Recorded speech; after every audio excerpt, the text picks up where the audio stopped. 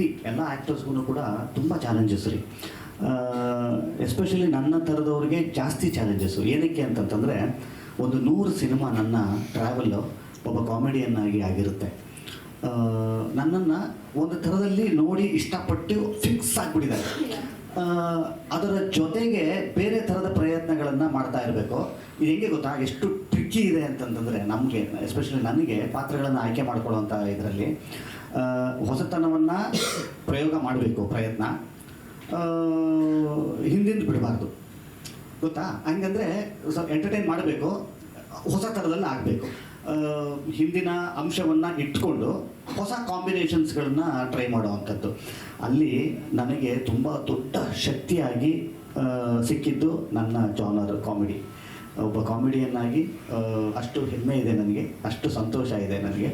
ಇಷ್ಟು ವರ್ಷಗಳ ಕಾಲ ಆ ಕಾಮಿಡಿ ಅನ್ನುವ ಜಾನರ್ ಜೊತೆಯಲ್ಲಿ ಕಳೆದಿದ್ದೀನಿ. ಕಾಮಿಡಿ ಅನ್ನೋ ಜಾನರ್ ಎಷ್ಟು ಸ್ಟ್ರಾಂಗ್ ಅಂತ ಹೇಳ್ತೀನಿ ನೋಡಿ. ಎಲ್ಲ ಜಾನರ್ಗೂ ಹೋಗುತ್ತೆ ರೀ ಇದು. ಯಾವ ಜಾನರ್ ಜೊತೆಲಿ ಬೇಕಾದ್ರೂ ಬ್ಲೆಂಡ್ ಮಾಡಿಬಿಡ್ಬೋದು ಇದನ್ನು. ನೀವು ಕಾಮಿಡಿ ಹಾರರ್ ಆಗ್ಬೋದು, ಕಾಮಿಡಿ ಆ್ಯಕ್ಷನ್ ಆಗ್ಬೋದು, ಕಾಮಿಡಿ ಥ್ರಿಲ್ಲರ್ ಆಗ್ಬೋದು, ಕಾಮಿಡಿ ಡ್ರಾಮಾ ಆಗ್ಬೋದು, ರಾಮ್ ಕಾಮ್ ಅಂತೀವಿ. ಎಷ್ಟು ನೋಡಿ, ಎಲ್ಲದರ ಜೊತೆಯಲ್ಲಿ ಮಿಂಗಲ್ ಆಗುವಂಥ, ಬ್ಲೆಂಡ್ ಆಗುವಂಥ ಶಕ್ತಿ ಕಾಮಿಡಿಗಿದೆ. ಆವಾಗ ನಾನು ಅನಿಸಿದ್ದು ಏನೇನು ಟ್ರೈ ಮಾಡಿದ್ದೀನಿ, ಓಕೆ ಕಾಮಿಡಿ ಡ್ರಾಮಾ ಟ್ರೈ ಮಾಡಿದ್ದೀನಿ, ಕಾಮಿಡಿ ಆ್ಯಕ್ಷನ್ ಟ್ರೈ ಮಾಡಿದ್ದೀನಿ, ಫಿಕ್ಷನ್ನು ಟ್ರೈ ಮಾಡಿದ್ದೀನಿ. ಈ ರಾಜ ರಾಜೇಂದ್ರ ಅವೆಲ್ಲ ಫಿಕ್ಷನ್ ಆಗಿತ್ತು. ಇನ್ನೊಂದಿಷ್ಟು ಫ್ಯಾಂಟಸಿನೂ ಟ್ರೈ ಮಾಡಿದ್ದೀನಿ ನಾನು. ಹಾರರ್ ಹೆಂಗಿರುತ್ತೆ ಅಂತ ಅನ್ನೋವಂಥದ್ದಿತ್ತು. ಆವಾಗ ಯೂಶಲಿ ಈ ಒಂದು ಕಾಮಿಡಿ ಹಾರರಿನ ಟ್ರೆಂಡ್ ಓಡ್ತಾ ಇದೆ, ನೀವೆಲ್ಲ ನೋಡ್ತೀರಿ. ಹೊರಗಡೆನೂ ಕೂಡ ಕಾಮಿಡಿ ಹಾರರ್ ತುಂಬ ಚೆಂದ ಆಗಿದೆ. ಈ ಸಿನಿಮಾ ಕಾಮಿಡಿ ಇರುತ್ತೆ, ಆದರೆ ಕಾಮಿಡಿ ಹಾರರ್ ಅಲ್ಲ. ಇದು ಭಾಳ, ಇದು ಕೇಳಿದ್ರೇ ಭಾಳ ಗಿಜಿ ಅನ್ನಿಸ್ತಾ ಇದ್ದೀನಿ, ಗೊತ್ತು ನನಗೆ. ಹೆಂಗ್ರಿ ಇದು ಕಾಮಿಡಿ ಇದೆ ಅಂತೀರಾ, ಇದು ಕಾಮಿಡಿ ಹಾರರ್ ಅಂತ ಅಲ್ಲ ಅಂತೀರಾ ಅಂದರೆ, ನಾನು ಹೇಳ್ತೀನಿ ಅದನ್ನು ಭಾಳ ಸಿಂಪ್ಲಿಫೈ ಮಾಡಿ ಹೇಳ್ತೀನಿ. ದೆವ್ವ ಅನ್ನುವಂಥ ಒಂದು ಅಂಶ ಬಂದು ನಿಮ್ಮನ್ನು ಅದೇ ನಗಿಸ್ತಾ ಇದೆ ಅಂತ ಅನ್ನೋದಾದರೆ ಅದು ಕಾಮಿಡಿ ಹಾರರ್ ಅನ್ನೋ ಥರ ನನ್ನ ಇದು, ನನ್ನ ಪಾಯಿಂಟ್ ಆಫ್ ವ್ಯೂ ಅದು. ಇಲ್ಲಿ ದೆವ್ವ ಬರುತ್ತೆ, ಅದ್ರ ಕೆಲಸ ಅದು ಮಾಡುತ್ತೆ, ನಿಮ್ಮನ್ನು ಎದುರಿಸೋ ಕೆಲಸ ಅದು ಮಾಡುತ್ತೆ. ಮಾತ್ರ ನಿಮ್ಮನ್ನು ಎಂಟರ್ಟೈನ್ ಮಾಡೋದಕ್ಕೆ ದೆವ್ವನ ನಾವು ಟೂಲಾಗಿ ನಾನು ಯೂಸ್ ಮಾಡ್ತಾ ಇದ್ದ. ಎಂಟರ್ಟೈನ್ಮೆಂಟ್ ಇರುತ್ತೆ ಸಿನಿಮಾದಲ್ಲಿ ಖಂಡಿತವಾಗಲೂ. ನಾನಿದ್ದೀನಿ, ಚಿಕ್ಕಣ್ಣ ಅವರಿದ್ದಾರೆ.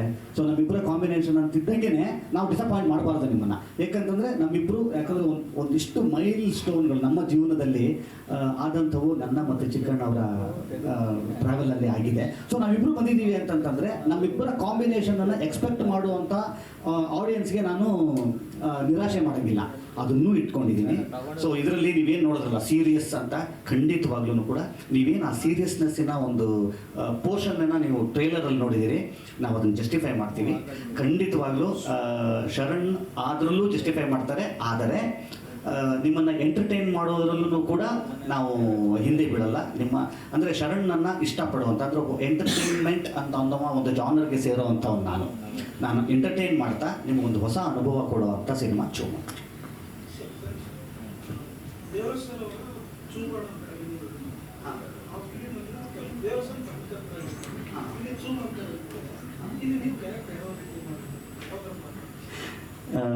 ಸರ್ ಇದು ಭಾಳ ಹೊಸ ಥರದ ಪಾತ್ರ ಇದು. ನನಗೆ ಎಂಥ ಟ್ರಿಕ್ಕಿ ಕತೆ ಅಂದರೆ ಇದು ನಿಮ್ಗೆ ಏನೋ ಒಂದಿಷ್ಟು ಕ್ವಶನ್ಗಳಿಗೆ ನಾನು ಆನ್ಸರ್ ಮಾಡೋಕ್ಕೆ ಆಗಲ್ಲ. ಏನಕ್ಕೆ ಅಂತಂದರೆ ಕಥೆನೇ ಬಿಟ್ಬಿಡ್ತೀನಿ ನಾನು. ತೀರಾ ಹೇಳಿಲ್ಲ, ಕತೆ ಹೇಳಿದ್ದಾರೆ ಅಂತ ಅಂದ್ಕೊಂಡಿದ್ದಾರಲ್ಲ ಎಲ್ಲ. ನಾನು ಕಮೆಂಟ್ಸ್ ನೋಡಿ, ನಾನು ಅದೇ ಅಂತೇನೆ ಕಮೆಂಟ್ಸಲ್ಲಿ ನೋಡಿ, ಏನು ಗುರು ಫುಲ್ ಪಿಕ್ಚರ್ ಹೇಳ್ಬಿಟ್ರಿ ಅಂತಂದ್ರು. ನಾನು ನಿಜವಾಗ್ಲೂ ಯಾರೋ ಒಬ್ರಿಗೆ ಆನ್ಸರ್ ಮಾಡಬೇಕು ಅಂತ ಅನಿಸ್ತಾ ಇರುತ್ತೆ ನನಗೆ. ಹೆಂಗೆ ಅಂತಂದರೆ, ಅಣ್ಣ ಇದೆಲ್ಲ ಇದು ಟ್ರೈಲರೇ ಸಿನಿಮಾ ಅಭಿ ಬಾಕಿ ಅಂತ ಹೇಳೋಣ ಅಂತ ಅನಿಸುತ್ತೆ. ಬಟ್ ಆ್ಯಕ್ಚುಲಿ ನಾನು ಈ ಸಿನಿಮಾದ ನಿರ್ದೇಶಕರಿಗೆ ಫುಲ್ ಕ್ರೆಡಿಟ್ಸ್. ಏನಕ್ಕೆ ಅಂತ ಕೇಳಿ, ನೀವು ನಾಳೆ ನಾನು ಈ ಸಿನಿಮಾದ ಮುಖ್ಯ ಭೂಮಿಕೆಯಲ್ಲಿರುವಂಥವನು ಆಗಿ ನಾನು ಇದು ಮಾತಾಡಿದ್ರೆ ಸ್ವಲ್ಪ ಉತ್ಪ್ರೇಕ್ಷೆ ಅನ್ನಿಸ್ಬೋದು.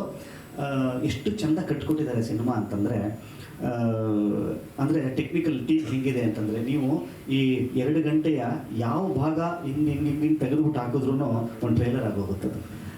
ಅಷ್ಟು ಚೆಂದ, ಅಷ್ಟು ಸ್ಟ್ರಾಂಗ್ ಆಗಿ. ಯಾಕಂದರೆ ಈ 2.25 ನಿಮಿಷದ ಒಂದೇನು ಟ್ರೈಲರ್ ನೋಡಿದ್ರಿ, ನಿಮ್ಮನ್ನು 2.5 ಗಂಟೆಗಳ ಕಾಲ ಅದೇ ನೀವೇನು ಎಂಗೇಜ್ ಆಗಿದ್ರಿ 2 ನಿಮಿಷ, ಖಂಡಿತವಾಗ್ಲೂ ಅದೇ ಕ್ವಾಲಿಟಿನ 2 hours ತನಕನೂ ಮಾಡುವಂಥ ಒಂದು ಶಕ್ತಿ ಈ ಟೆಕ್ನಿಕಲ್ ಟೀಮ್ಗೆ ಇದ್ದಂಥದ್ದು. ಸೊ ಇವರೆಲ್ಲರ ಪರಿಶ್ರಮ ಆ ಥರದ್ದು ಸಿನಿಮಾ ಬಂದಿದೆ ಅಂತ ಅನ್ನೋದಾದರೆ ಇವರುಗಳಿಗೆ ಸೇರ್ಬೇಕಾದ ಕ್ರೆಡಿಟ್ಸ್ ಅಷ್ಟು. ಸರ್ ನಮಸ್ತೆ, ಅನಿಲ್ ಅಂತ ಹೇಳಿ ಇಲ್ಲೇ ಇದ್ದೇನೆ. ವಾಯ್ಸ್ ಸಖತ್ತಾಗಿದೆ ನನಗೆ. Thank you sir. Thank you so much. ಮೊದಲನೇದಾಗಿ ಇಡೀ ತಂಡಕ್ಕೆ ಕಂಗ್ರ್ಯಾಚುಲೇಷನ್ಸ್. ಏನಕ್ಕೆ ನೀವು ಬಿಟ್ಟಿರುವಂಥ ಒಂದು ಟ್ರೈಲರ್ ಇಡೀ ಚಿತ್ರ ಪ್ರೇಮಿಗಳಿಗೆ ಒಂದು ಕ್ಯೂರಿಯಾಸಿಟಿ ಹುಟ್ಟಿಸಿರುವಂಥದ್ದು. ನನ್ನ ಪ್ರಶ್ನೆ ಬಂದ್ಬಿಟ್ಟು ಸರ್, ಟಿಲ್ ಮೀನ್ ಹೋಲ್ ಟೀಮ್ ಯಾರು, ನಾನು ಕ್ವೆಶನ್ ಕೇಳ್ತೀನಿ, ಯಾರಾದರೂ ಆನ್ಸರ್ ಮಾಡ್ಬೋದು, ಮೇ ಬಿ ನೀವಿಬ್ಬರು ಆನ್ಸರ್ ಮಾಡ್ಬೋದು ಅನ್ಕೊತೀನಿ. ಬಿಫೋರ್ ಕರೋನಾ ಕನ್ನಡ ಚಿತ್ರ ಬಂದ್ಬಿಟ್ಟು ಕಾಂಪಿಟೇಷನ್ ಬಂದ್ಬಿಟ್ಟು ನಮ್ಮ ಸೌತ್ ಇಂಡಿಯನ್ ಸಿನಿಮಾಸ್ಗಳಿಗೆ ಕಾಂಪಿಟೇಷನ್ ಕೊಡ್ತಾ ಇತ್ತು. After corona Kannada cinema world ಸಿನಿಮಾಸ್ಗಳಿಗೆ ಕಾಂಪಿಟೇಷನ್ ಕೊಡ್ತಾ ಇದೆ. ಏನಕ್ಕೆ ಎಕ್ಸ್ಪೋಸ್ ಆಗಿದೆ, ಕಾಂಪಿಟೇಷನ್ ಜಾಸ್ತಿ ಆಗಿರೋದ್ರಿಂದ ಕ್ವಾಲಿಟಿನೂ ಕೂಡ ಅಷ್ಟೇ ಇಂಪಾರ್ಟೆನ್ಸ್ ಆಗುತ್ತೆ. ಒಂದು ಹಾರರ್ ಸಿನಿಮಾ ಅಂತ ಬಂದ ತಕ್ಷಣ ಕಥೆ ಎಷ್ಟು ಇಂಪಾರ್ಟೆಂಟು, ಆರ್ಟಿಸ್ಟ್ ಎಷ್ಟು ಇಂಪಾರ್ಟೆಂಟು, ಮೇಜರ್ ಇಂಪಾರ್ಟೆಂಟ್ ಆಗೋದು CG, background music. Technical team importance ಇದ್ದಾಗ ಮಾತ್ರ ಹಾರರ್ ಸಿನಿಮಾಗೆ ಒಂದು ಕ್ವಾಲಿಟಿ ಸಿಗುವಂಥದ್ದು. ಸೊ ಅದೇ ರೀತಿಯಲ್ಲಿ ನಿಮ್ಮ ಸಿನಿಮಾ ನೋಡೋದಾದ್ರೆ ಅಕಾಡೆಮಿ ವಿನ್ನರ್ ಆದಂತಹ ರಸೂಲ್ ಪಕೂಟಿ ಅವರು ಸೌಂಡ್ ಡಿಸೈನ್ ಮಾಡಿರುವಂಥದ್ದು. ಸೊ ಟೆಕ್ನಿಕಲಿ ನೀವು ಎಷ್ಟು ಸ್ಟ್ರಾಂಗ್ ಆಗಿ ಕಥೆನ ಹೇಳಕ್ ಹೊರಟಿದ್ದೀರಾ ಸರ್? ಶರಣ್ ಸರ್ ಹೇಳಿ, ಅದಾದ್ಮೇಲೆ ಪ್ರೊಡ್ಯೂಸರ್ ಹೇಳಬೇಕು. ಏನಕ್ಕೆ ಅಂದ್ರೆ ಖರ್ಚು ಮಾಡಿರೋರು ಅವರೇ.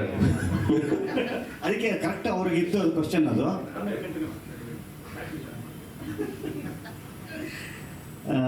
ನೋಡಿ ಸರ್, OTT ಅನ್ನುವ ಒಂದು ಎರಾ ಶುರು ಆಯಿತು ನೋಡಿ. ಸಿನಿಮಾಗೆ ಮಾತ್ರ ಅಲ್ಲ, ಇಡೀ ಪ್ರಪಂಚದನ್ನೇ ಬೇರೆ ಆಯಾಮದಲ್ಲಿ ನೋಡುವಂತಹ ಒಂದಿದು. ಬಹಳಷ್ಟು ಹೊಸ ಆಯಾಮಗಳಿಗೆ, ಹೊಸ ಮೀಡಿಯಮ್ಗಳಿಗೆ ಜನ ಅಡಾಪ್ಟ್ ಆಗೋಕ್ಕೆ ಶುರು ಆದಂಥದ್ದು. ಈ ನಿಟ್ಟಿನಲ್ಲಿ ಸಿನಿಮಾ ಅನ್ನೋವಂಥದ್ದು ಕೂಡ ಒಂದು ಹೊಸ ಆವಿಷ್ಕಾರವನ್ನು ಪಡ್ಕೊಳ್ಳಿಕ್ಕೆ ಸ್ಟಾರ್ಟ್ ಆದಂಥದ್ದು. ನೋಡಿ, ಇಲ್ಲಿ ಒಂದು ಚಾಲೆಂಜು ಹೌದು, ಇನ್ನೊಂದು ಬ್ಲೆಸ್ಸಿಂಗು ಹೌದು. ಬ್ಲೆಸ್ಸಿಂಗ್ ಏನು ಅಂತಂತಂದರೆ, ಇವತ್ತು ಎಲ್ಲೋ ತಯಾರಾದಂಥ ಒಂದು ಪ್ರಾಡಕ್ಟನ್ನು ಪ್ರಪಂಚದ ಇನ್ಯಾವುದೋ ಮೂಲೆಯಲ್ಲಿ ಯಾರೋ ಒಬ್ಬರು ಕೂತ್ಕೊಂಡು ನೋಡ್ಬೋದು. ಅಂದರೆ ತಲುಪುವ ಮಾರ್ಗ ಇದೆಯಲ್ಲ, ಅದು ಭಾಳ ಈಸಿ ಆಗುತ್ತೆ. ಅಂದರೆ ವರ್ಲ್ಡ್ ತುಂಬ ಚಿಕ್ಕದು ಆಗೋಯ್ತು ಟೆಕ್ನಾಲಜಿ ಬಂದಾಗ. ಇದು ಬ್ಲೆಸ್ಸಿಂಗ್ ಅಂತ ತಗೊಳ್ಳೋಣ. ಚಾಲೆಂಜ್ ಏನು ಅಂತಂತಂದರೆ, ಯಾರು ಬೇರೆ ಕಡೆ ಮಾಡಿದಂಥ ಒಂದು ಕ್ವಾಲಿಟಿನ ಕಂಪೇರ್ ಮಾಡೋದಕ್ಕೆ ಶುರು ಆಗುತ್ತೆ. ಸೊ ನಾನು ಯಾವ ಕಾಂಟೆಂಟನ್ನು ಎತ್ಕೊಂಡೆ ಅಂತ, ನಾನು ಏನು ಥರದ ಕಾಂಟೆಂಟನ್ನು ಎತ್ಕೊಂಡೆ, ಆ ಕಾಂಟೆಂಟ್ಗೆ ನಾನು ಬದ್ಧನಾಗಿರಬೇಕು, ಆ ಕಾಂಟೆಂಟ್ಗೆ ನಾನು ಜಸ್ಟಿಫೈ ಮಾಡಬೇಕು ಅಂತ ಅನ್ನುವಂಥದ್ದು. ಆ್ಯಕ್ಚುಲಿ ಈ ಸಿನಿಮಾನ ಕೈಗೆ ಎತ್ಕೋಬೇಕಾದ್ರೇ ಇದೊಂದಿಷ್ಟು ಖರ್ಚು ಕೇಳುವ ಸಿನಿಮಾ ಅಂತ ಅನ್ನೋವಂಥದ್ರ ಒಂದು ಕ್ಲಾರಿಟಿ ನಮ್ಮೆಲ್ಲರಿಗೂ ಇತ್ತು. ಯಾಕಂದರೆ ಈ ಸಿನಿಮಾ ನಾನು ಕೈಗೆ ಎತ್ಕೊಂಡಿದ್ದೀನಿ ಅಂತಂತಂದರೆ, ಈಗ ನೋಡಿ, ಈಗ ಈ CG ಬಗ್ಗೆ ಮಾತಾಡಿದ್ರಿ ನೀವು, ಟೆಕ್ನಿಕಲ್ ಆಸ್ಪೆಕ್ಟ್ಸ್ ಸೌಂಡ್ ಬಗ್ಗೆ ಮಾತಾಡಿದ್ರಿ ನೀವು. ಕೈಗೆ ಎತ್ಕೊಳ್ತಿದ್ದಾಗೆ ಗೊತ್ತಿತ್ತು ಸರ್, ಇದು ಸಿನಿಮಾನ ನಾನು ಜಸ್ಟಿಫೈ ಮಾಡಬೇಕು ಅಂತಂದರೆ ಕರೆಕ್ಟಾಗಿ ಮಾಡಬೇಕು, ಖರ್ಚಿನ ಲೆಕ್ಕದಲ್ಲೂ ಆಗಬೇಕು, ಟೆಕ್ನಿಷಿಯನ್ಸನ್ನು ನಮಗೆ ಸೇರ್ಕೋಬೇಕು. ಏನು ಮಾಡೋಣ ಅಂತಂದಾಗ ನಿಜವಾದ ಒಂದು ಸ್ಟ್ರಾಂಗೆಸ್ಟ್ ತೋಳು ನಮಗೆ ಸಿಕ್ಕಿದ್ದು ತಗೊಂಡು ಒಂದು ಸ್ಟ್ರಾಂಗೆಸ್ಟ್ ತೋಳು. ಯಾಕೆಂತಂದರೆ ನಾವು ಕೂತ್ಕೊಂಡು ಮಾತಾಡಬೇಕಾದ್ರೆ ಅಂದ್ಕೊಂಡ್ವಿ, ಬಸ್ ಈ ಥರದ್ದು ಒಂದು ಎತ್ಕೊತಾ ಇದ್ದೀವಿ, ಇಲ್ಲಿ ನಾವೇನಾದ್ರೂ ಸ್ವಲ್ಪ ಹಿಂಗಿಂಗೆ ಅಂದರೆ ಅದು ನೋಡಿ, ಹಾಸ್ಯ ಬೇರೆ, ಹಾಸ್ಯಾಸ್ಪದ ಬೇರೆ, ಹಾಸ್ಯಾಸ್ಪದವಾಗಿಬಿಡುತ್ತೆ ಅದು. ಯಾಕಂತಂದರೆ ಇವತ್ತಿನ CG ಇವತ್ತು ನೋಡ್ತೀವಿ, ಇವತ್ತಿನ ದುನಿಯಾದಲ್ಲಿ CG ಎಲ್ಲೆಲ್ಲಿ ಹೋಗ್ಬಿಟ್ಟಿದೆ. ಸ್ವಲ್ಪ ಇದಾದ್ರೂ ಕೂಡ ಕಂಡುಹಿಡ್ಬಿಡ್ತಾರೆ, ಸರ್ ಇದೇನು ಒಂಥರ ಕಾರ್ಟೂನ್ ಥರ ಇದೆಯಲ್ಲ ಸರ್ ಅಂದ್ಬಿಡ್ತಾರೆ. ಹೌದಲ್ವಾ?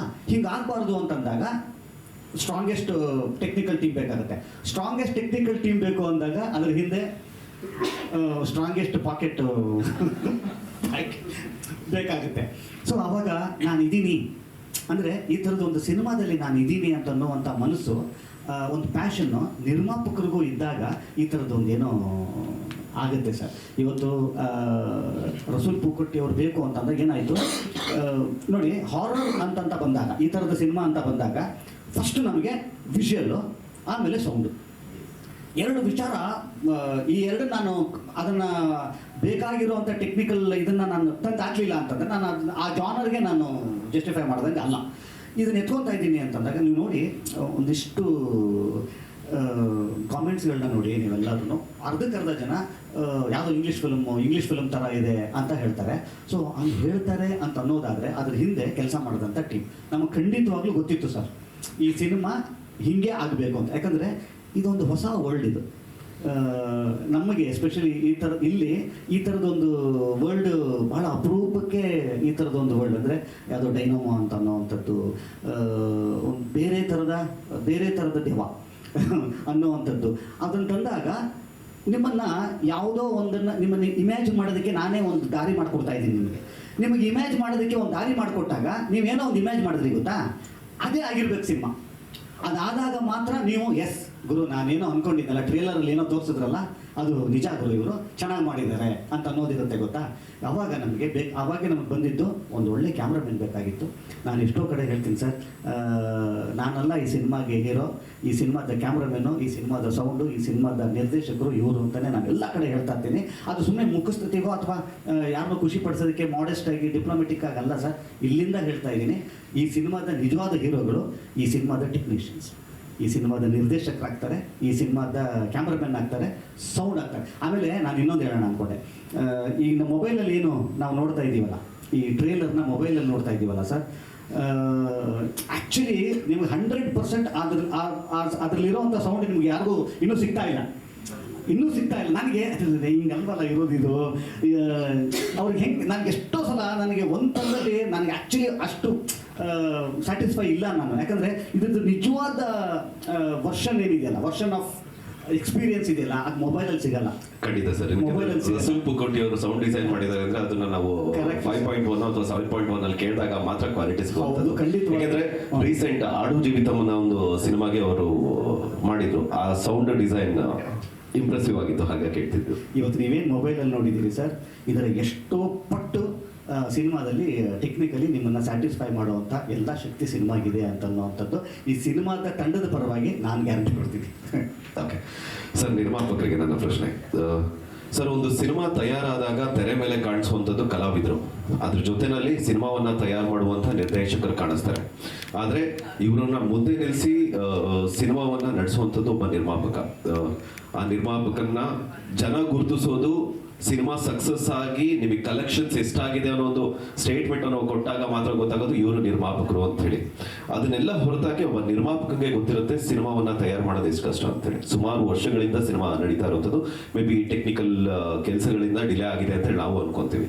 ಒಬ್ಬ ನಿರ್ಮಾಪಕನಿಗೆ ಎಷ್ಟು ಬರ್ಡನ್ ಆಗುತ್ತೆ ಸಿನಿಮಾ ಲೇಟ್ ಆಗೋದು ಒಂದಾದ್ರೆ. ಎರಡನೇದು, ಏನೂ ಬಿಸ್ನೆಸ್ ಆಗದೆ ಇವತ್ತಿನ ಪರಿಸ್ಥಿತಿ ಆಗಿದೆ ಏನಿದೆ ಅಂದ್ರೆ ಬಿಸ್ನೆಸ್ ಅನ್ನೋದು ಝೀರೋ ಆಗಿದೆ. ಬಿಫೋರ್ ಏನಕ್ಕೆ ಒಂದು ಸ್ಟಾರ್ಸ್ಗಳ ಸಿನಿಮಾ ಬರ್ತಿದೆ ಅಂತ ಅಂದ್ರೆ ಒಂದು ಟ್ರೈಲರ್ ಲಾಂಚ್ ಆದಾಗ್ಲೂ ಅಥವಾ ಒಂದು ಪೋಸ್ಟರ್ ಲಾಂಚ್ ಆದಾಗ್ಲೂ ಬಿಸ್ನೆಸ್ ಕಾಲ್ಸ್ಗಳು ಬರ್ತಾ ಇತ್ತು. ಬಟ್ ಇವತ್ತು ಆ ರೀತಿಯಂತ ಯಾವ ಲಕ್ಷಣಗಳು ಕಾಣ್ತಾ ಇಲ್ಲ. ಸೊ ಅದನ್ನೆಲ್ಲ ಮೀರಿ ಒಂದು ಒಳ್ಳೆ ಚಿತ್ರ ಮಾಡಿದಾಗ ಅದನ್ನ ಥಿಯೇಟರ್ಲಿ ಗೆಲ್ಲಿಸ್ಬೇಕು ಅಂದ್ರೆ ಒಬ್ಬ ನಿರ್ಮಾಪಕನ ಕಷ್ಟ ಏನಿರುತ್ತೆ, ಒಬ್ಬ ನಿರ್ಮಾಪಕರಾಗಿ ನೀವೇ ಹೇಳಲಿಕ್ಕೆ ಇಷ್ಟಪಡ್ತೀರಾ? ಮೊದಲನೇದಾಗಿ ನಾನು ಈ ಸಿನಿಮಾ ಸ್ಟಾರ್ಟ್ ಅಂದರೆ ಈ ಒಂದು ದೊಡ್ಡ ಮಟ್ಟದಲ್ಲಿ ಅಂದರೆ ಈಗ ಕ್ಯಾಮ್ರಾಮನ್ ಅಂತ ತಗೊಂಡಿದ್ದಾಗ್ಬೋದು, ರಸೂಲ್ ಪುಕೋಟಿ ಸರ್ ಆಗ್ಬೋದು, ಉತ್ತರಾಖಂಡ್ ಶೂಟ್ ಮಾಡಿದ್ವಿ, ಕೇರಳ ಮಾಡಿದ್ವಿ, ಮತ್ತು ಇಡೀ ಸಿನಿಮಾ ಸೆಟ್ ಹಾಕಿದ್ದೀವಿ. ಸೊ ರೆಡಿ ಮನೆ ಇರೋ ಸೆಟಪ್ಪಲ್ಲಿ ಮಾಡಲಿಲ್ಲ. ಕ್ಲೈಮ್ಯಾಕ್ಸು ದೊಡ್ಡ ಮಟ್ಟದಲ್ಲಿ ಅದಕ್ಕೊಂದು ಬೇರೆ ಸೆಟ್ ಹಾಕಿ ನಮಗೆ ಒಂದು ಚರ್ಚ್ ಬೇಕು ಅಂದಾಗ ಎಲ್ಲೂ ಚರ್ಚ್ ಸಿಗ್ತಿಲ್ಲ. ಒಂದು 175 ವರ್ಷದ ಚರ್ಚು ಕೇರಳದಲ್ಲಿ ಸಿಕ್ತು. ಸೊ ಅಲ್ಲೋಗಿ ಮಾಡಿದ್ವಿ. ಮತ್ತು ಗ್ರಾಫಿಕ್ಸ್ ಎಲ್ಲ ತುಂಬ ಚೆನ್ನಾಗಿ ಬಂತು. ಮನೆ ನಮ್ಗೇನಾಯಿತು, ನಮಗೊಂದು ಹಳೇ ಮನೆ ಬೇಕಿತ್ತು. ಆ ಫೀಲು ಎಲ್ಲೂ ಸಿಗ್ತಿಲ್ಲ, ಇಂಡಿಯಾದಲ್ಲಿ ಎಲ್ಲೂ ಸಿಗ್ತಿಲ್ಲ. ಮನೆ ತುಂಬ ಹುಡುಕಿದ್ವಿ. ಮತ್ತು ಕೆಲವು ಮನೆಗಳು ಬಂದಿದೆ, ಸಾಕಷ್ಟು ಕಡೆ ಅದು ಶೂಟ್ ಆಗಿರೋ ಮನೆಗಳು ನೋಡಿದ ತಕ್ಷಣ ಇಲ್ಲಿ ಬಂದಿತ್ತಲ್ಲ ಅಂತ. ನಮ್ಗೆ ಅದು ಆಗಬಾರ್ದು, ಏನೋ ಫ್ರೆಶ್ ಆಗಿರಬೇಕು. ಅದಕ್ಕೆ ಇಡೀ ಮನೆ ಹೊರಗಡೆ ನಮ್ಗೆ ಗ್ರಾಫಿಕ್ಸ್ CG ಹೋಗೋಣ, VFX ಅಂತ ಹೋದ್ವಿ. ಮೊದಲನೇದಾಗಿ ಕಾರಣ ಡಿಲೇಗೆ ಅಲ್ಲಾಗಿದ್ದು ನಮಗೆ VFX. 1 ವರ್ಷ ನಮಗೆ VFX ಆಟ ಆಡಿಸಿದ್ರು. ಈಗ ಮಾಡ್ತಾ ಇದ್ದೀನಿ, ಹಾಗೆ ಮಾಡ್ತಾ ಇದ್ದೀನಿ, ದುಡ್ಡು ತೊಗೊಂಡಿದ್ದಾರೆ, ಶಾರ್ಟ್ಸ್ ಕಳಿಸ್ತಾರೆ, ಸರ್ ಎಲ್ಲ ಮುಗಿದೋಯ್ತು, ನೀವು ರಿಲೀಸ್ ರೆಡಿ ಮಾಡಿಕೊಡಿ ಅಂತ ಹೇಳ್ತಾರೆ. ನಾನು ಜುಲೈಗೆ ರಿಲೀಸು ಅಂತ ಹೇಳಿ, ಸರಿ ಆಗಸ್ಟ್ಗೆ ರಿಲೀಸು, ಜುಲೈ 17ನೇ ತಾರೀಕು ನನಗೆ ಫುಟೇಜ್ ಕೊಡ್ತೀನಿ ಅಂತ ಹೇಳ್ತಾರೆ. ನೋಡಿದ್ರೆ ಇಡೀ ಸಿನಿಮಾದಲ್ಲಿ ಬರೀ 20% ಕೆಲಸ ಮಾಡಿದ್ದಾರೆ, ಏನೂ ಆಗಲಿಲ್ಲ. ಆಮೇಲೆ ಇನ್ನೊಂದು 3 ತಿಂಗಳು ಟೈಮ್ ಕೊಡ್ತೀನಿ ಅಂತ ಮತ್ತೆ 3 ಮಂತ್ಸ್ ಕೊಡ್ತೀವಿ, ಆಗಲ್ಲ. ಆಗ ಲಾಸ್ಟ್ ಮಂತ್ ಜನವರಿಗೆ ರಿಲೀಸ್ ಮಾಡೋಣ ಅಂತ ಅಂದ್ಕೊಂಡಿದ್ದೀವಿ. ಡಿಸೆಂಬರಲ್ಲಿ ರೆಡಿ ಆಗಲಿಲ್ಲ. ಶರಣ್ ಸರ್ ಹತ್ರ ಬಂದೆ, ನಾನು ಡೈರೆಕ್ಟರ್ ಮಾತಾಡಿಕೊಂಡು, ಒಂದು ಮನೆ ಇದೆ ಸರ್ ಶ್ರೀಲಂಕಾದಲ್ಲಿದೆ, ಮಾಡೋಣವಾ ಸರ್ ಅಂದಾಗ ಪಾಪ ಅವ್ರು ಏನು ಮಾತಾಡಿಲ್ಲ. ಸರ್ ನಿಮ್ಗೆ ಓಕೆ, ನಾವು ಬರ್ಡನ್ ಆಗುತ್ತಲ್ಲ ಸರ್, ಕ್ವಾಲಿಟಿ ಮುಖ್ಯ ಸರ್, ಈಗ ಆ CG ನಾವು ಹಾಕಿ ಆ ಮನೆ ಹಾಕಿ ಬರೋದಿಲ್ಲ, ಶ್ರೀಲಂಕಾದಲ್ಲಿ ಮಾಡೋಣ ಅಂತ. ಒಂದು ಸಣ್ಣ ತಪ್ಪು ನಮ್ಗೆ ಗೊತ್ತಾಗಲ್ಲ. ಅವ್ರು ಯಾರೋ ಒಬ್ಬ VFX ನಂಬ್ಕೊಂಡು ದೊಡ್ಡ ಮಟ್ಟದಲ್ಲಿ ಮತ್ತೆ ಹೋಗಿ ನಾವು ಶ್ರೀಲಂಕಾದಲ್ಲಿ ಹೊಸ್ದಾಗಿ ಶೂಟ್ ಮಾಡಿದ್ವಿ ಎಪಿಸೋಡ್ ಇಡೀ ಇದನ್ನ ಇಟ್ಕೊಂಡು. ಹಿಂಗೆ ಪ್ರೋಸೆಸ್ಗಳು. ಅದಾದ್ಮೇಲೆ ಖರ್ಚಿನ ವಿಷಯಕ್ಕೆ ಬಂದಾಗ ನಾನು ವಿಕ್ಟ್ರಿ ಮಾಡಿದಾಗ ನೀವು ಹೇಳಿದಾಗ ಆವತ್ತಿನ ದಿನ ಪರಿಸ್ಥಿತಿ ಹೇಗಿತ್ತು ಅಂತ, ಮುಹೂರ್ತ ನಾನು ಜಸ್ಟ್ ಶರಣ್ ಸರ್ ಜೊತೆ ಒಂದು ಲೀಡರ್ ಮಾಡಿದ್ದೆ, ಅದಾಗಿ ಸ್ವಲ್ಪ ಏನೋ ಬೇರೆ ಇದು ವಿಕ್ಟ್ರಿ ಅನೌನ್ಸ್ ಮಾಡಿದ ತಕ್ಷಣ ನನಗೆ ಅನೌನ್ಸ್ಮೆಂಟೇ ನನಗೆ ಸ್ಯಾಟಲೈಟು ಅವತ್ತು ಡಿಜಿಟಲ್ ಇಲ್ಲ ಬಿಸ್ನೆಸ್ಸು, ಇನ್ನೂ ಸಿನಿಮಾ ಅರ್ಧ ಆಗಿದೆ, ಏರಿಯಾ ವೈಸ್ ಬಿಸ್ನೆಸ್ಸು. ಸೊ ಅಂದರೆ ಆಗ ಯಾವುದು ನಮಗೆ ಡಿಜಿಟಲ್ ಮಾಧ್ಯಮ ಇರಲಿಲ್ಲ ಅವತ್ತು, ಅಂದರೆ OTT ಪ್ಲಾಟ್ಫಾರ್ಮ್ಸ್ ಇರಲಿಲ್ಲ, ಬಿಸ್ನೆಸ್ ಬೇರೆ ಥರ. ಮತ್ತೆ ಅದನ್ನೆಲ್ಲ ನೋಡ್ಕೊಂಡು ಅವಾಗ ಏನಾಯ್ತು, ಪ್ರೊಡ್ಯೂಸರ್, ನಾನೊಬ್ಬ ಪ್ರೊಡ್ಯೂಸರ್ ಆಗಿ ನಮ್ಮ ಯೋಚನೆ ಏನಾಗ್ತಿತ್ತು, ಓಕೆ ನಾನೊಂದು 10 ಕೋಟಿ ಹಾಕ್ತೀನಿ ಅಂದರೆ ನಮ್ಗೆ ಮಿನಿಮಮ್ 8 ಕೋಟಿ ಅಥವಾ 10 ಕೋಟಿನೂ ನಮ್ಗೆ ರಿಟರ್ನ್ ಬಿಫೋರ್ ಬರ್ತಿತ್ತು. ಅದನ್ನ ನೋಡ್ಕೊಂಡು ಸಿನಿಮಾಗಳು ಮಾಡ್ತಾ ಇದ್ವಿ. ಆ ಒಂದು ಎರಡಲ್ಲಿ ನಾನು ಬಂದವನು ಆ್ಯಕ್ಚುಲಿ ತೊಗೊಬೇಕಂದ್ರೆ ನನ್ನ ಮೇಲೆ ರೋಸ್ ಸ್ಟಾರ್ಟ್ ಮಾಡಿದಾಗ, ನಾನು ಸ್ಟಾರ್ಟ್ ಮಾಡಿದಾಗ ಅವತ್ತಿನ ಬಜೆಟ್ಗೆ ಸೇಮ್ ಡಬಲ್ ಬಜೆಟ್ ನನಗೆ ಸ್ಯಾಟಲೈಟ್ ಡಿಜಿಟಲ್ ಬರ್ತಾ ಇತ್ತು, ಅವತ್ತಿಗೆ ಹಿಂದಿ ಬರ್ತಿತ್ತು. ಈ ಎರಡಲ್ಲಿ ಸಿನಿಮಾ ಮಾಡ್ತಿದ್ವಿ. ಆ ಒಂದು ಇದ್ರಲ್ಲಿ ನಾವು ಸ್ಟಾರ್ಟ್ ಮಾಡಿ ಆದ್ಮೇಲೆ ಏಕಾಏಕಿ ಡಿಜಿಟಲ್ ಅನ್ನೋದು ಸ್ಯಾಟಲೈಟು ಕಂಪ್ಲೀಟ್ ಎಲ್ಲ ಬಿದ್ದೋಗುತ್ತೆ, ಬಿಸ್ನೆಸ್ ನಡೀತಿಲ್ಲ, ಥಿಯೇಟರ್ಗೆ ಜನ ಬರ್ತಿಲ್ಲ, ಇವೆಲ್ಲ ಸೇರ್ಕೊಂಬಂತು. ಬಟ್ ಒಂದೇನು ಅಂದರೆ ಇವತ್ತು ಜನ ನಮಗೇನು ಬೇರೆ ಬಿಸ್ನೆಸ್ಗಳು ಸ್ಯಾಟಲೈಟ್ ಡಿಜಿಟಲ್ ಹಿಂದಿಯಲ್ಲಿ ಬರ್ತಾ ಇತ್ತು ಅನ್ಕೊಳ್ತಾ ಇದ್ವಿ, ಅದನ್ನ ಜನನೇ ಕೊಡ್ತಿದ್ದಾರೆ. ಇವತ್ತು ಹಿಂದೆ ತೊಗೊಂಡ್ರೆ ನಿಮ್ಗೆ ಒಂದು 4-5 ವರ್ಷದ ಹಿಂದೆ ಏನು ನಮಗೆ ಥಿಯೇಟರ್ಗಳಲ್ಲಿ ಶೇರ್ ಬರ್ತಿತ್ತು 4 ಪಟ್ಟು ಜಾಸ್ತಿ ಆಗಿದೆ. ಯಾವುದೇ ಹೀರೋಗಳಾಗ್ಬೋದು, ಸಿನಿಮಾ ಚೆನ್ನಾಗಿದ್ರೆ ಅದು ಎಲ್ಲ ಲ್ಯಾಂಗ್ವೇಜಲ್ಲೂ ಪ್ರೂವ್ ಆಗ್ತಾ ಇದೆ. ಈಗ ಇತ್ತೀಚೆಗೆ ಬಂದಿರೋ ಎಲ್ಲ ಸಿನಿಮಾಗಳೇ ತೊಗೊಳ್ಳಿ, ಒಂದು 3 days ಅನ್ನೋದೇನಿದೆ ನಮಗೆ 50 ದಿವಸ ಬರ್ತಾ ಶೇರ್ ನಮ್ಗೆ 3 ದಿವಸಕ್ಕೆ ಬರ್ತಿದೆ. ಅಂದರೆ ಜನ ಏನೇ ನೀವು ಯೂಟ್ಯೂಬಲ್ಲಿ ಎಷ್ಟೇ ಕಂಟೆಂಟ್ ಕೊಡಿ, OTT ಕೊಟ್ಟರು ಥಿಯೇಟ್ರಲ್ಲಿ ಸಿನಿಮಾ ಇದೆ, ಕ್ವಾಲಿಟಿ ಇದೆ, ಕಂಟೆಂಟ್ ಇದೆ ಅಂದರೆ ಬಂದು ನೋಡ್ತಿದ್ದಾರೆ. ಬರೀ ಕಂಟೆಂಟ್ ಇದ್ರೂ ಬರ್ತಿಲ್ಲ, ಕ್ವಾಲಿಟಿನೂ ಕೊಡಬೇಕು. ಅದಕ್ಕೆ ಏನೇನು ಬೇಕೋ ಎಲ್ಲ ಮಾಡಿದ್ರೆ ಜನ ಬಂದು ನೋಡ್ತಿದ್ದಾರೆ. ಚೆನ್ನಾಗಿಲ್ವಾ 4ನೇ ದಿವಸ ಬರೋದಿಲ್ಲ, ಇಷ್ಟೇ ಆಗೋದು. ಇದು ನನಗೆ ಇವತ್ತೇನೇ ಬಿಸ್ನೆಸ್ ಆಗಿಲ್ಲ ಅಂದ್ರೂ ಒಂದೇನು ಅಂದರೆ ಒಂದು ಪಾರ್ಟ್ ಆಫ್ ಪ್ಲಸ್ ಜನಗಳು ನೋಡ್ತಾರೆ ಅಂತ ಧೈರ್ಯ ತುಂಬಿದೆ. ಆದರೆ ಏನಂದ್ರೆ ಹಿಂದೆ ಬಂದರೆ ಈಗ ಮ್ಯಾಕ್ಸ್ ಬಂತು, ಉಪ್ಪಿ ಸರ್ ಸಿನಿಮಾ ಬಂತು, ಥಿಯೇಟ್ರಲ್ಲಿ ತುಂಬ ಚೆನ್ನಾಗಾಗಿದೆ. ನಮಗೆ ಬೇರೆ ಸಪೋರ್ಟ್ ಏನೂ ಇಲ್ಲ ಅಂದ್ರೂ ಜನಗಳು ನೋಡಿದ್ರೆ ಸಿನಿಮಾ ಚೆನ್ನಾಗಾಗುತ್ತೆ. ಸೊ ಇನ್ನು ಮುಂದಕ್ಕೆ ಏನಾಗುತ್ತೆ ಅಂದರೆ ಕ್ವಾಲಿಟಿ ಆಫ್ ಸಿನಿಮಾಗಳು ಬರುತ್ತೆ ಇದರಿಂದ. ಡೈರೆಕ್ಟ್ರು ಅಥವಾ ಪ್ರೊಡ್ಯೂಸರು ಮತ್ತು ಹೀರೋ ಎಲ್ಲರೂ ಕೂತ್ಕೊಂಡು ಮಾತಾಡ್ತೀವಿ. ಸರ್ ಇವತ್ತು ಈಗ ನಂದು ಇವತ್ತು ಸರ್ ಇಲ್ಲಿ ಕೂತಿದ್ದಾರೆ, ಇವತ್ತು ಸಿನಿಮಾ ರಿಲೀಸ್ ಆಗಬೇಕಾದ್ರೆ ಮೂಲ ಕಾರಣ ಸರ್ ನನಗೆ ಕೈ ಜೋಡಿಸಿರೋದು. ಒಂದು ದೊಡ್ಡ ಮಟ್ಟದಲ್ಲಿ ನಾನು ಕ್ಲಿಯರ್ ಮಾಡಬೇಕಾಯ್ತು ಅಮೌಂಟ್ ಪೇಮೆಂಟ್ಸ್, ಇನ್ನೊಂದು ಮತ್ತೊಂದು ಆಗ್ಬೋದು. ಅವ್ರು ಒಂದೇ ಹೇಳಿದ್ರು, ಸರ್ ಇವತ್ತು ಬಿಸ್ನೆಸ್ ಏನು ಆ ಥರ ಅನ್ಕೊಂಡಂಗಿದಿಲ್ಲ, ಮಾತ್ರ ಬರ್ತಿದ್ರಂತ ಸಂಕ್ರಾಂತಿ ಅಂದರೆ ಸಿನಿಮಾಗೆ, ಸಂಕ್ರಾಂತಿಗೆ ಯಾರೂ ಬರ್ತಾ ಇಲ್ಲ, ರಿಲೀಸ್ ಮಾಡ್ತಾ ಇಲ್ಲ ಸಿನಿಮಾಗಳನ್ನ.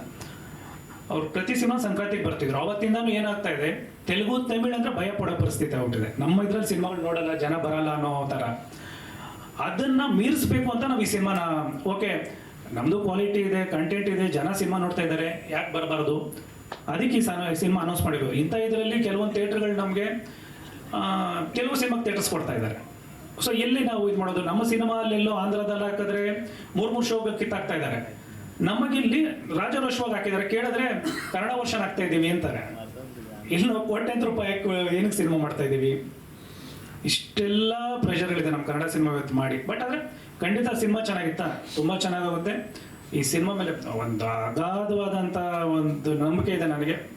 ಇದು ನನಗೆ ಏನು 5ನೇ ಸಿನಿಮಾ. ಮುಂದಕ್ಕೆ ಯಾವತ್ತಿಗೂ ಹೇಳ್ಕೊಳೋದು ತುಂಬ ಒಂದೊಂದು ಬ್ಯಾನರಲ್ಲಿ ಒಂದು ಯಾವುದೇ ಹೀರೋ ಆಗ್ಬೋದು, ಒಂದು ತುಂಬ ದೊಡ್ಡ ಮಟ್ಟದಲ್ಲಿ ಅವ್ರಿಗೆ ಒಂದು ಹಿಟ್ಸ್ ಕೊಡುತ್ತೆ. ಆ ಥರ ನನ್ನ ಬ್ಯಾನರ್ಗೆ ಇದು ಯಾವತ್ತಿಗೂ ತಿರುಗಿ ನೋಡೋಂಥ ಒಂದು ದೊಡ್ಡ ಮಟ್ಟದಲ್ಲಿ ಹಿಟ್ ಕೊಡೋಂಥ ಸಿನಿಮಾ ಇದು. ನೀವು ಅನ್ಕೊಂಡಾಗೆ ಸಕ್ಸಸ್ ಸಿಗ್ಲಿ, ವರ್ಷದ ಮೊದಲನೇ ಸಕ್ಸಸ್ ನಿಮ್ಮ ಸಿನಿಮಾ ಮೂಲಕ ಸಿಗ್ಲಿ ಅಂತ ನಾವು ಆಶಿಸ್ತೀವಿ. ಹಾಗೆ ಸೊ ಈ ಕಾಂಟೆಂಟ್ ಕಮರ್ಷಿಯಲ್ ಜನಕ್ಕೆ ಗೊತ್ತಿಲ್ಲ, ಕ್ರಿಯೇಟ್ ಮಾಡಿರೋದು ಇಂಡಸ್ಟ್ರಿ ಅವರೇ. ಸೊ ಆ ಲೆಕ್ಕದಲ್ಲಿ ಡಿವಿಷನ್ ಅಲ್ಲಿ ಹೇಳೋದಾದ್ರೆ ಏನ್ ಹೇಳಿಕ್ಕೆ ಇಷ್ಟಪಡ್ತೀರಾ? ಆಕ್ಚುಲಿ ಓಕೆ, ಇಲ್ಲ ನಾನು ತುಂಬಾ ಕಮರ್ಷಿಯಲ್ ಸಿನಿಮಾ ಮಾಡಿದ್ದೀನಿ. ಒಂದು 80% ಕಮರ್ಷಿಯಲ್ ಸಿನಿಮಾ, 20% ಕಾಂಟೆಂಟ್ ಅಂತ ಅನ್ಕೊಂಡಿದ್ದೀನಿ. ಬಟ್ ರಿಯಾಲಿಟಿ ಏನು ಅಂದ್ರೆ ಕಮರ್ಷಿಯಲ್ ಸಿನಿಮಾ ಇರೋದೇ ಕಂಟೆಂಟ್ ಇದ್ರೇನೆ ಅದು ಕಮರ್ಷಿಯಲ್ ಸಿನಿಮಾ ಆಗೋದು. ಕರೆಕ್ಟ್. ಮುಂಚೆ ಹೇಳ್ತಿದ್ರು art cinema and commercial cinema ಅಂತ. ಇವಾಗ ಏನಿಲ್ಲ, OTT ಬಂದಿದೆ, ಕಂಟೆಂಟ್ ಸಿನಿಮಾ, ಅದೇ art cinema, content cinema and commercial cinema ಅಂತ ಆಗೋಗಿದೆ. ಟರ್ಮ್ಸ್ ಚೇಂಜ್ ಆಗಿದೆ, ಬಟ್ ಬಿಸ್ನೆಸ್ಸು ಆಮೇಲೆ ಏನು ಹೇಳ್ತಾರೆ ರೀಚು ಅದೆಲ್ಲ ಸೇಮ್ ಆಗಿದೆ. ಐ ಥಿಂಕ್ ಇವಾಗ OTT ಬಂದಾದ್ಮೇಲೆ, ಸ್ಟ್ರೀಮಿಂಗ್ ಪ್ಲಾಟ್ಫಾರ್ಮ್ಸ್ ಬಂದಾದ್ಮೇಲೆ, ಅಫ್ಕೋರ್ಸ್ ಆ ಒಂದು ಕೋವಿಡ್ ಪೀರಿಯಡ್ ಇತ್ತಲ್ವಾ, ಆವಾಗ ಎಲ್ಲರೂ content driven cinema, web series ನೋಡೋಣ ಅಂದರೆ ಒಂದು ಸ್ವಲ್ಪ ಶಿಫ್ಟ್ ಆಗೋಯ್ತು ಏನೋ ಒಂದು ಅಲ್ವಾ. ಅದಾದ ಮೇಲೆ ಕಮರ್ಷಿಯಲ್ ಸಿನಿಮಾಗಳಲ್ಲೂ ಎಕ್ಸ್ಟ್ರಾ ಕಾಂಟೆಂಟ್ ಬರಕ್ ಶುರು ಆಯ್ತು ಅಂತ ನನ್ನ ನಂಬಿಕೆ. ನಾನು ಅಬ್ಸರ್ವ್ ಕೂಡ ಮಾಡಿದ್ದೀನಿ. I don't know how far I'm right ಅಲ್ವಾ Prabhu? You want to answer? But content cinema, Prabhu ಅವರು ಲಾಸ್ಟ್ 2 ಮೂವೀಸ್ ಕಾಂಟೆಂಟ್ ಸಿನಿಮಾ ಅಂತಾನೆ ಹೇಳ್ಬೋದು. ಯು ಆ್ಯಂಡ್ ನನಗೆ ಆ್ಯಕ್ಚುಲಿ ಕಾಂಟೆಂಟ್ಸಲ್ಲಿ ನನಗೆ ಅರ್ಥ ಆಗೋದು ಇಷ್ಟೇ, ನನ್ನ ಎಕ್ಸ್ಪೀರಿಯನ್ಸ್ ಪ್ರಕಾರ good cinema and bad cinema ಅಷ್ಟೇ. So irrespective of content or commercial whatever elements ಹಾಕಿದ್ರು ನಾವು ಅಲ್ಟಿಮೇಟ್ಲಿ ಒಂದು ಸಿನಿಮಾ ಅನ್ನೋದು ಒಂದು ಎಕ್ಸ್ಪೀರಿಯನ್ಸ್ ಆಗಿರುತ್ತೆ. ಸೊ ನಾನು ನನ್ನ ಲಾಸ್ಟ್ ಇಯರಲ್ಲಿ ರಿಲೀಸ್ ಆಗಿರೋಂಥ 2 ಸಿನಿಮಾ, ಪರ್ಟಿಕ್ಯುಲರ್ಲಿ ಮರ್ಫಿ ಆಗಲಿ ಮರ್ಯಾದೆ ಪ್ರಶ್ನೆ, ಒಂದು ಒಳ್ಳೆ ಎಕ್ಸ್ಪೀರಿಯನ್ಸ್ ಕೊಡಬೇಕು. ಜನ ನೋಡಿದರೆ ಅದನ್ನು ಒಂದಿಷ್ಟು ಇಂಟ್ರಿಗಿಂಗ್ ಫ್ಯಾಕ್ಟರ್ ಇರಬೇಕು, ಒಂದಿಷ್ಟು ಹೊಸ ಎಲಿಮೆಂಟ್ಸ್, ಒಂದು ಯೂನಿಕ್ನೆಸ್ಸನ್ನು ಪ್ಲೇಸ್ ಮಾಡಬೇಕಂತ ನನ್ನ ಆಸೆ ಇದ್ದಿದ್ದು. ಇದೇ ಥರದ ಸಿನಿಮಾದಲ್ಲಿ ನಾನು ಪಾರ್ಟ್ ಆಗಬೇಕಂತ ನನ್ನ ಆಸೆ ಇದ್ದಿದ್ದು. So I believe those are good cinemas. And Choo Mantar ಕೂಡ ಅಷ್ಟೇ. ಒಂದು ಸಿನಿಮಾ ಅಂತ ಹೇಳಿದಾಗ ಒಂದು ಒಳ್ಳೆ ಎಕ್ಸ್ಪೀರಿಯನ್ಸ್ ಕೊಡಬೇಕು. ಸರ್ ಆವಾಗಲೇ ಹೇಳ್ದಂಗೆ visually or even the audio ಒಂದು ಬ್ಯೂಟಿಫುಲ್ ಎಕ್ಸ್ಪೀರಿಯನ್ಸ್ ಕೊಡೋಂಥ ಒಂದು ಸಿನಿಮಾಗಳಿದು.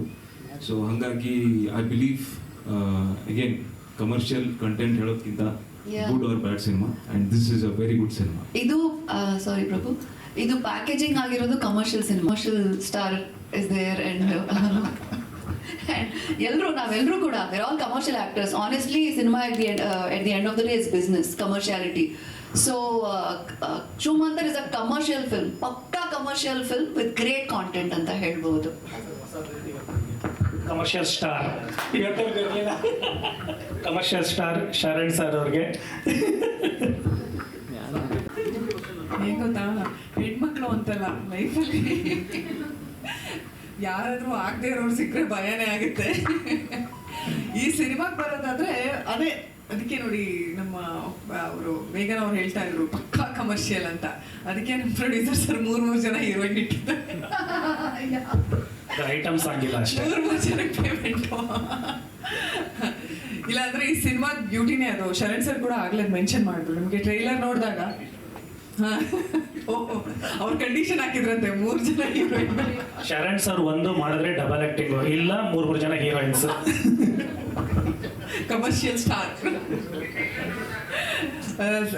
ಟ್ರೈಲರ್ ಅಲ್ಲಿ ನಿಮಗೆ ಗೊತ್ತಾಗುತ್ತೆ ಅಂದ್ರೆ 3 ಜನದ ಪಾತ್ರಗಳು ಬಂದು ಹೋಗುತ್ತೆ.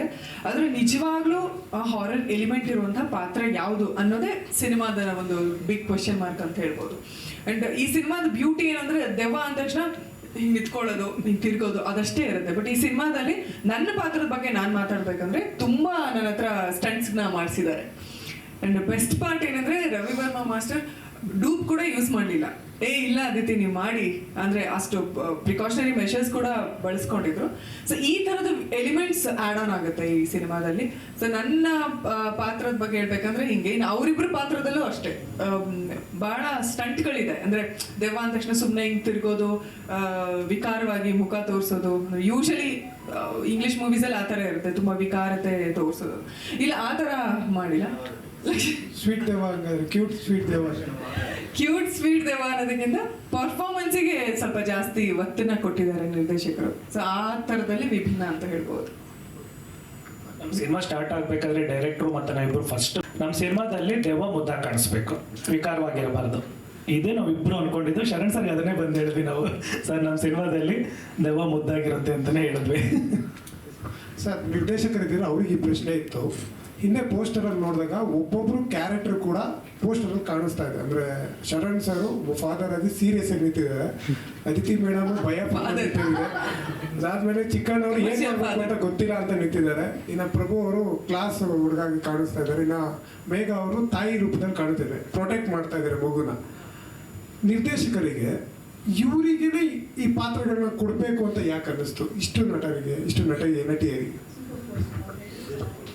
ಅಲ್ಲ, ನಿರ್ದೇಶಕರು ಯಾವಾಗಲೂ ಪಾತ್ರ ಆಯ್ಕೆ ಮಾಡ್ಕೊಳೋದು, ಒಂದು ಪಾತ್ರ ಕಲ್ಪನೆ ಮಾಡಿದ್ಮೇಲೆ ಅವ್ರು ಹಿಂದಿನ ಸಿನಿಮಾಗಳು ಆ ಒಂದು ನಟಿ ಯಾವ್ಯಾವ ರೀತಿಯ ಒಂದು ಪಾತ್ರಗಳಾಗಿ ಮಾಡಿರ್ತಾರೆ, ನನ್ನ ಪಾತ್ರಕ್ಕೆ ಎಷ್ಟು ತೂಗ್ತಾರೆ ಅಂತಲೇ ಯೋಚನೆ ಮಾಡ್ತಾರೆ ಯಾವುದೇ ನಿರ್ದೇಶಕ ಆದ್ರೂ. ಆ ಒಂದು ನಿಟ್ಟಿನಲ್ಲಿ ನಿರ್ದೇಶಕರು ಯೋಚನೆ ಮಾಡಿದ ಹಾಗೇನೆ ಮೇಘನಾ ಅವರೊಂದು ಕೆರಿಯರಲ್ಲಿ ಎಲ್ಲ ರೀತಿ ಕ್ಯಾರೆಕ್ಟರ್ ಮಾಡ್ಕೊಂಡ್ಬಂದರೆ ಪರ್ಫಾರ್ಮೆನ್ಸ್ ಓರಿಯೆಂಟೆಡ್ ಚೆನ್ನಾಗಿ ಮಾಡ್ತಾರೆ.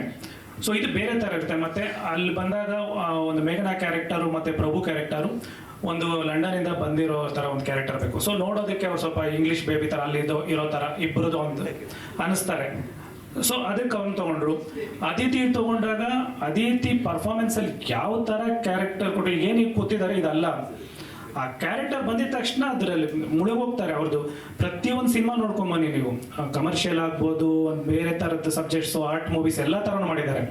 ಅದು ತುಂಬ ಒಂದು ವೆಯ್ಟೇಜು, ಬೇರೆ ಥರದ ಕ್ಯಾರೆಕ್ಟರ್. ಅದು ಎಷ್ಟು ಲವಲವಿಕೆಯಿಂದ ಇರ್ತಾರೋ ಹಾಗೆ ಚೇಂಜಸ್ ಆಗುವಂಥದ್ದು. ಅವ್ರ ಪಾತ್ರ ಅದು ನೋಡಿ ಅದಿತಿನೇ ಬೇಕು ಈ ಕ್ಯಾರೆಕ್ಟರ್, ಅವ್ರು ತುಂಬ ತೂಗ್ತಾರೆ ಅಂತ ನಿರ್ದೇಶಕರು ಬೇಕೇ ಬೇಕು ಅಂತ ಫಿಕ್ಸ್ ಆದರು. ಅವರು ಮಾತ್ರ ಟ್ರೈ ಮಾಡಿದೆ ಅಷ್ಟೇ, ಅವ್ರು ಕರೆಕ್ಟಾಗಿ. ಸೊ ಕತೆ ಕೇಳಿದ ತಕ್ಷಣ ಅದಿತಿಗೂ ತುಂಬ ಇಷ್ಟ ಆಯಿತು. ಅಂದರೆ ಅವ್ರು ಇಡೀ ಕೆರಿಯರಲ್ಲಿ ಮಾಡದೇ ಇರೋ ಥರದ್ದು, ಆದರೆ ಎಲ್ಲ ರೀತಿಯ ಪಾತ್ರಗಳು ತೋರಿಸೋ ಅಂಥದ್ದು ಅಷ್ಟು. ಅದಕ್ಕೆ ಅವ್ರನ್ನ ತೊಗೊಂಡ್ರು. ಇನ್ನು ಚಿಕ್ಕಣ್ಣ ಆಗ ನಾವು ಸಿನಿಮಾ ಮಾಡಬೇಕು ಅಂದಾಗ ಅವ್ರು ಹೀರೋ ಆಗಿ ಚೇಂಜ್ ಆಗ್ತಿದ್ರು, ನಾಯಕ ನಟನಾಗಿ.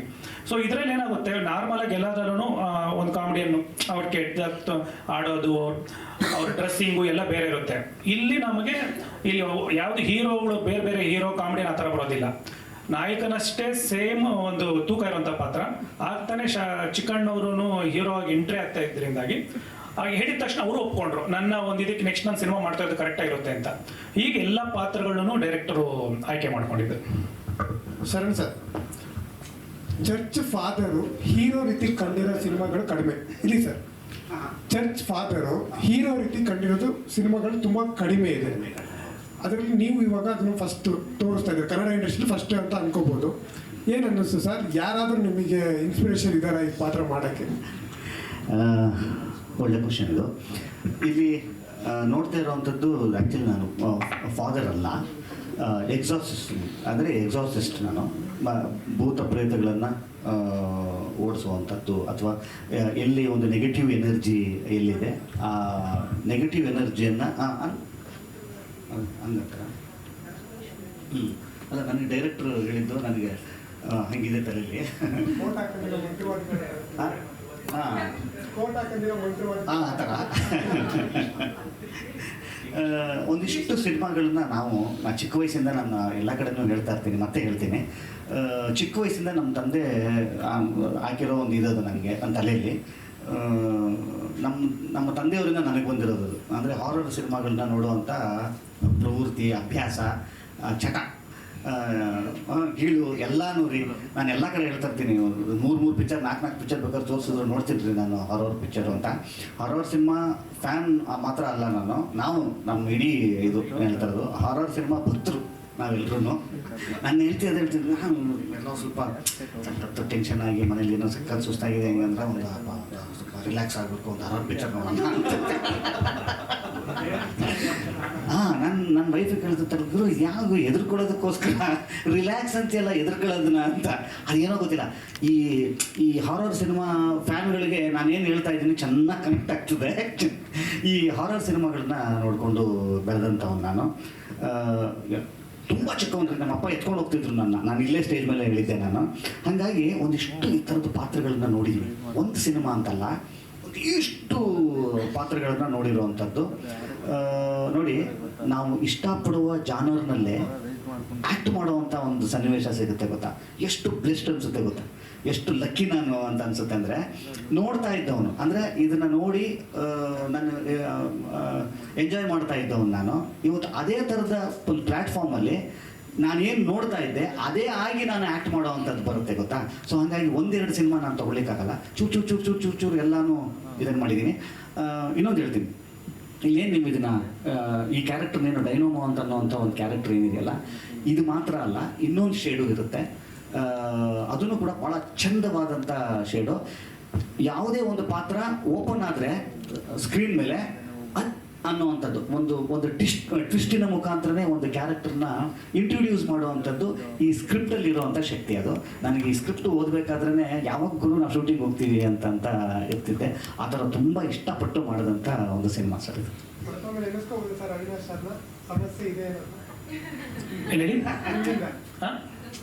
ಶರಣ್ ಸರ್ ಈ ಪಾತ್ರದ ಹೇಳಿದಾಗ ಅನ್ನಿಸ್ತು, ಅವಿನಾಶ್ ಅವ್ರದ್ದೊಂದು ಆಪ್ತ ಮಿತ್ರದಲ್ಲಿ ಎಂಟ್ರಿ ಆಗಿದ ತಕ್ಷಣ ಒಂದು ಡೈಲಾಗ್ಗಳು ಹೇಳ್ತಾರೆ, ಸಮಸ್ಯೆ ಇದೆ ಅಂತ. ಆ ಥರ ಸಿನಿಮಾದಲ್ಲಿ ಸಮಸ್ಯೆ ಇದೆ, ಅವಿನಾಶ್ ಸಾರು ಮಾಡಿದ್ದಾರೆ.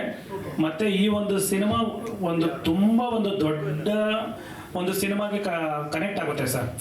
ಆಪ್ತ ಮಿತ್ರ ಅಂತ ಒಂದು ದೊಡ್ಡ ಒಂದು ಸಿನಿಮಾ ನೋಡಿದ್ರೆ ನಿಮ್ಗೆ ಗೊತ್ತಾಗುತ್ತೆ ಇದು ಅದಕ್ಕೆ ತುಂಬ ಕನೆಕ್ಟ್ ಆಗುತ್ತೆ. ನಾನು ಒಂದು ಉತ್ಪ್ರೇಕ್ಷೆಯಿಂದ ಹೇಳ್ತಾರೆ ಸರ್, ಆಫ್ಟರ್ 2002ನಲ್ಲಿ ಬಂದಿದ್ದು 22 ವರ್ಷಗಳ ನಂತರ ಸರ್ ಈ ಸಿನಿಮಾ ನೋಡಿದ್ಮೇಲೆ ಖಂಡಿತ ಜನ ಕನೆಕ್ಟ್ ಆಗ್ತಾರೆ. ಮತ್ತೆ ನಮಗೆಲ್ಲೋ ಆ ಒಂದು ಸಿನಿಮಾಗೆ ಏನು ಯಶಸ್ಸು ಸಿಕ್ತೋ ಆ ಮಟ್ಟದಲ್ಲಿ ಜನ ಇದು ಸಿನಿಮಾ ಕನೆಕ್ಟ್ ಮಾಡ್ಕೊತಾರೆ ಸರ್. ಇದರಲ್ಲಿ ಆ ಥರದ ಒಂದು ಅಂಶಗಳು ತುಂಬ ಇದೆ ಸರ್. ದೈವಿಕ ಅಂಶ ಇದೆ, ದೆವ್ವದ ಅಂಶ ಇದೆ, ಎಲ್ಲನೂ ಇದೆ ಸರ್. ಸರಿ, ನಿಮ್ಮ ಸಿನಿಮಾ ನೋಡಿದಾಗ ಗೊತ್ತಾಗುತ್ತೆ ಪ್ರತಿಯೊಂದೂ ಪಾತ್ರ ನಾಗವಲ್ಲಿ ಬಗ್ಗೆ ಹೇಗೆ ಮಾತಾಡ್ತಾರೆ ಆ ಥರ ಈ ಸಿನಿಮಾದಲ್ಲೂ ಒಂದು ಪಾತ್ರ ಮುಂದಕ್ಕೆ ಮಾತಾಡೋ ರೀತಿ ಇರುತ್ತೆ. ನೀವೇನಿಲ್ಲಿ ಫಾದರು ಇದನ್ನ ನೋಡಿ ಎಲ್ಲ ಇದು ಮಾಡ್ತಾ ಇದ್ದೀರಾ, ಅದ್ರ ಮೇಲ್ಗಡೆ ನೋಡಿದ್ರೆ ನಿಮ್ಗೆ ಗೊತ್ತಾಗುತ್ತೆ ಆಂಜನೇಯ ಕಾಣಿಸ್ತಿದ್ದಾರೆ. ಸೊ ಅಂದರೆ ಕಾಣಿಸೋದು ಬೇರೆ, ಕಾಣಿಸ್ದೇ ಇರೋದು ತುಂಬ ಇದೆ, ಕಾಣಿಸ್ದೇ ಇರೋದು ತುಂಬ ಇದೆ ಸಿನಿಮಾದಲ್ಲಿ. ಈ ಟ್ರೈಲರಲ್ಲಿ ಹೇಗೆ ನೋಡ್ಬಿಟ್ಟು ಕತೆ ಇದೆ ಅಂತೆಯೋ ಕಾಣಿಸ್ತಾ ಇರೋ ಥರ ಸಿನಿಮಾದ ಅಂಶಗಳು ತುಂಬ ಇದೆ. ಇನ್ನು ರಜನಿ ನಮ್ಮ ಸಿನಿಮಾದಲ್ಲಿ ತುಂಬ ಮುಖ್ಯವಾದ ಪಾತ್ರ. ಆ ಒಂದು ಕ್ಯಾರೆಕ್ಟರ್ಗೆ ತುಂಬ ನಮಗೆ ಅಂದರೆ ಹೀರೋಯಿನ್ಸ್ ಇಬ್ಬರಿಗೂ ನಾವು ನೋಡಿದಾಗ ಪ್ರಾಬ್ಲಮ್ ಆಗಲಿಲ್ಲ ಸೆಲೆಕ್ಟ್ ಮಾಡೋದು. ಆ ಪರ್ಟಿಕ್ಯುಲರ್ ಆ ಹುಡುಗಿ ಮಾಡಿರೋ ಕ್ಯಾರೆಕ್ಟರ್ ತುಂಬ ಕಷ್ಟ ಆಯಿತು. ಅದು ನಮಗೆಲ್ಲೋ ಒಂದು ಹಳೇ ಇದ್ರ ಥರ ಕಾಣಿಸ್ಬೇಕು, ಒಂದು ಮರಾಠಿ ಹುಡುಗಿ ಥರ ಕಾಣಿಸ್ಬೇಕು. ಆ ಹುಡುಗಿಗೆ ಒಂದು ಕಾಸ್ಟ್ಯೂಮ್ಸ್ ಹಾಕಿ ಒಂದು ಹೇರ್ ಸ್ಟೈಲಲ್ಲಿ ಬಂದಾಗ ಅಲ್ಲೇ ನಮಗೆ ಒಂದು ತುಂಬ ಖುಷಿ ಆಗೋಯ್ತು. ತುಂಬ ಒಳ್ಳೆ ಪಾತ್ರ ಮಾಡಿದ್ದಾರೆ. ಮಾತಾಡಿ.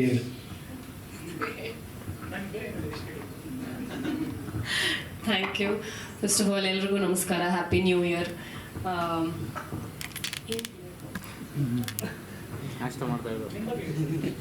ನೋಡಿ ಏನಾಗಿದೆ ಅಂದರೆ ನಾನು ಹೇಳ್ಬಿಡ್ತೀನಿ ಒಂಚೂರು, ಯಾಕೆ ಅವ್ರಿಗೆ ಹೇಳಕ್ಕೆ ಆಗ್ತಾ ಇಲ್ಲ ಅಂತ ಹೇಳ್ಬಿಡ್ತೀನಿ. ಅವ್ರ ಪಾತ್ರನೇ ಈ ಸಿನಿಮಾದಲ್ಲಿ ಅದನ್ನ ಏನಾದ್ರು ಹೇಳಿದ್ರೆ ಒಂದು ಕ್ಲೀನ್ ಆಗ್ಬಿಡುತ್ತೆ, ಕಥೆನೇ ಹೇಳ್ದಂಗೆ ಆಗ್ಬಿಡುತ್ತೆ ಅಂತ ಅವ್ರು ಭಾಳ ಈ ಜಾಗದಲ್ಲಿ ಅವ್ರು ಸ್ಟ್ರಕ್ ಆಗಿದ್ದಾರೆ ಅಂತ ಅನ್ನೋದು ನನಗೆ ಚೆನ್ನಾಗಿ ಗೊತ್ತು. ಈ ಇದ್ರದ್ದೊಂದು ಶೋರಿಲ್ ಸಾರಿ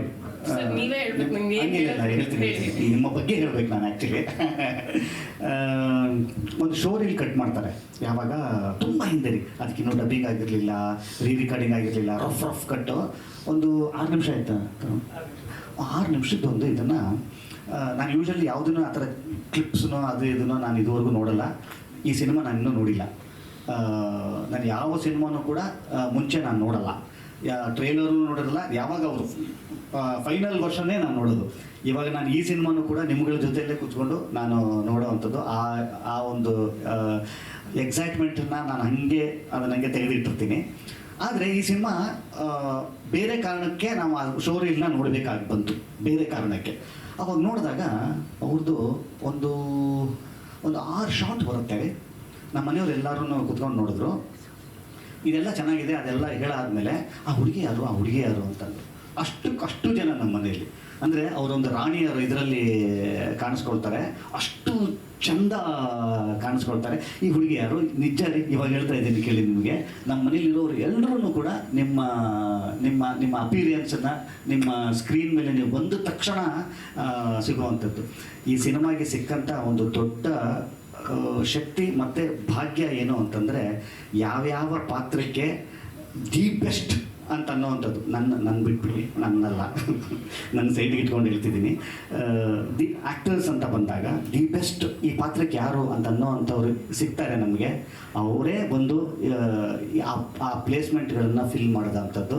ಅದು ರಜನಿಯವರಾಗಿರ್ಬೋದು, ಮೇಘನ ಅವರಾಗಿರ್ಬೋದು, ಆದಿತ್ಯ ಚಿಕ್ಕಣ್ಣವರಾಗಿರ್ಬೋದು, ಪ್ರಭು ಅವರಾಗಿರ್ಬೋದು, ಎಷ್ಟು ಚೆಂದ ಬಂದು ಕೂತ್ಕೊಂಡ್ರು ಅಂತಂದರೆ ಅವರು ಆ್ಯಕ್ಚುಲಿ ನಾನು ಅವ್ರಿಗೆ ಥ್ಯಾಂಕ್ಸ್ ಹೇಳಬೇಕು.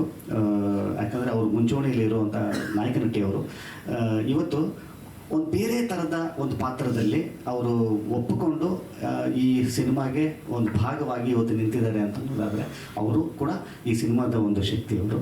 ಆ್ಯಂಡ್ ಥ್ಯಾಂಕ್ಸ್ ನಿಮಗೆ ಈ ಒಂದು ಸಿನಿಮಾದಲ್ಲಿ ಹ್ಞೂ ಅಂತ ಹೇಳಿ ಬಂದಿದ್ದಕ್ಕೆ. ಆ್ಯಕ್ಚುಲಿ ಕತೆ ವಿಚಾರವಾಗಿ, ಪಾತ್ರದ ವಿಚಾರವಾಗಿ ಹೇಳಂಗಿಲ್ಲ, ನಾನು ಅವ್ರ ಬಗ್ಗೆ ಹೇಳಿದೆ ಅಷ್ಟೇ. Thank you sir. ಈ ಸಿನಿಮಾದಲ್ಲಿ ಕೆಲಸ ಮಾಡಿದ ಅನುಭವ ಹೇಳ್ಬಿಡಿ ಸರ್. ಆ್ಯಕ್ಚುಲಿ ನಿಜ ಹೇಳ್ಬೇಕಂದ್ರೆ ನನಗೆ ಸ್ಟೋರಿ ನವನೀತ್ ಹೇಳಿದಾಗ ಸ್ವಲ್ಪ ಹೆದರ್ಕೊಂಡೆ, ಹಾರರ್ ಮಾಡ್ಲಾ ಬೇಡವಾ, ಆಗುತ್ತಾ ಏನು ಅಂತ. ಬಟ್ ಆಮೇಲೆ ಅದೇ ನಾನು ಹೇಳ್ದಂಗೆ ಈ ಸ್ಟಾರ್ ಕಾಸ್ಟ್ ಜೊತೆ ವರ್ಕ್ ಮಾಡಬೇಕಾಗಿತ್ತು ನಾನು, ಸೊ ಹಾಗಾಗಿ ಒಪ್ಕೊಂಡೆ. But then like the working experience ತುಂಬಾ ಚೆನ್ನಾಗಿತ್ತು. ನಾನು ಹೋಗಿ ಆ ಸೆಟ್ ನೋಡಿದಾಗ, ಮತ್ತು ಆ ರೆಡಿ ಆಗ್ಬೇಕಾದ್ರೆ ನಾನೊಂದು ಮರಾಠಿ ರೋಲಲ್ಲಿ ರೆಡಿ ಆಗ್ಬೇಕಾದ್ರೆ ನತ್ತು ಹಾಕೋಬೇಕಾದ್ರೆಲ್ಲ ಲೈಕ್ ನನಗೆ ಒಂಥರ ಏನು ಸಕ್ಕತ್ತಾಗಿದೆ ಈ ರೋಲ್. ನಾನು ಇಷ್ಟು ಸಿನಿಮಾಗಳು ಮಾಡಿದ್ದೀನಿ, ಯಾವತ್ತೂ ಈ ಕ್ಯಾರೆಕ್ಟರ್ ನಾನು ಮಾಡಿಲ್ಲ. So this is a add on ನನ್ನ ಒಂದು ಕರಿಯರ್ಗೆ. ದೆನ್ ತುಂಬ ಒಳ್ಳೆ experience and it's a very like ನೀವು ಸ್ಕ್ರೀನ್ ಮೇಲೆ ನೋಡಿದಾಗ ನಾನು ಇಷ್ಟು ದಿನ ಸರಿಯಾಗಿ ನಾನು ಸಿನಿಮಾ ನೋಡಿರಲಿಲ್ಲ. ಮೊನ್ನೆ ಕ್ಯೂರಿಯಾಸಿಟಿ ತಡ್ಕೊಳಕ್ಕಾಗದೆ ಡೈರೆಕ್ಟರ್ ಹೋಗ್ಬಿಟ್ಟು ಒಂಚೂರು ಏನಾದರೂ ತೋರಿಸಿ ಅಂತ ಹೇಳಿದೆ, ಅಟ್ಲೀಸ್ಟ್ ನನ್ನ ಪಾರ್ಟ್ ತೋರಿಸಿ ಅಂತ ಹೇಳಿದೆ. ನಾನೇ ನೋಡ್ತಾ ಇರ್ಬೇಕಾದ್ರೆ ನನಗೆ ಒಂಥರ ಲೈಕ್ ವಾವ್ ಅನ್ನಿಸ್ತು. ಅಷ್ಟಂತೂ ಗ್ಯಾರಂಟಿ ಇದೆ. ಆ್ಯಂಡ್ ಎವ್ರಿಬಡಿ ನಾನು ಮೇಘನಾರ್ದು ಒಂಚೂರು ನೋಡಿದೆ, ಅದಿತಿದ್ ನೋಡಿದೆ, ಪ್ರಭುದ್ ನೋಡಿದೆ, ಎಲ್ಲರೂ ಸಕ್ಕದಾಗಿ ಮಾಡಿದ್ದಾರೆ. Like yeah, thank you. ಎಲ್ರಿಗೂ ನಮಸ್ಕಾರ. ಆರ್ಯನ್ ಅಶ್ವಥ್. ಅಂದ್ರೆ ಖುಷಿ ಇರ್ತಿತ್ತು ನೆಕ್ಸ್ಟ್ ಏನು ಅಂತ. ಬಟ್ ನೆಗೆಟಿವ್ ಫೀಲ್ ನನಗಂತೂ ವೈಯಕ್ತಿಕ. ನಮ್ಮ ಟೀಮ್ಗೆ ಏನೂ ಆಗಲಿಲ್ಲ ಆ್ಯಕ್ಚುಲಿ. ಪಾಪ ಅದಿತಿ ಅವ್ರ ಹಸ್ಬೆಂಡ್ಗೆ ಆಗಿರುತ್ತೆ. ನಮ್ಮ ಸಿನಿಮಾ ಸ್ಟಾರ್ಟ್ ಆಗಿದ ತಕ್ಷಣ ಅದಿತಿ ಮದುವೆ ಆಯಿತು.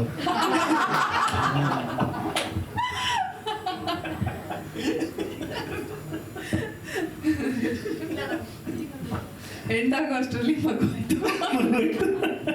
ಇಲ್ಲ, ಅದು ಆರ್ ಫೀಲ್ ಇಲ್ಲ. ಮದುವೆ ಆಗಿ ನಿಮ್ಮ ಹಸ್ಬೆಂಡ್ಗೆ ಆರ್ ಫೀಲ್.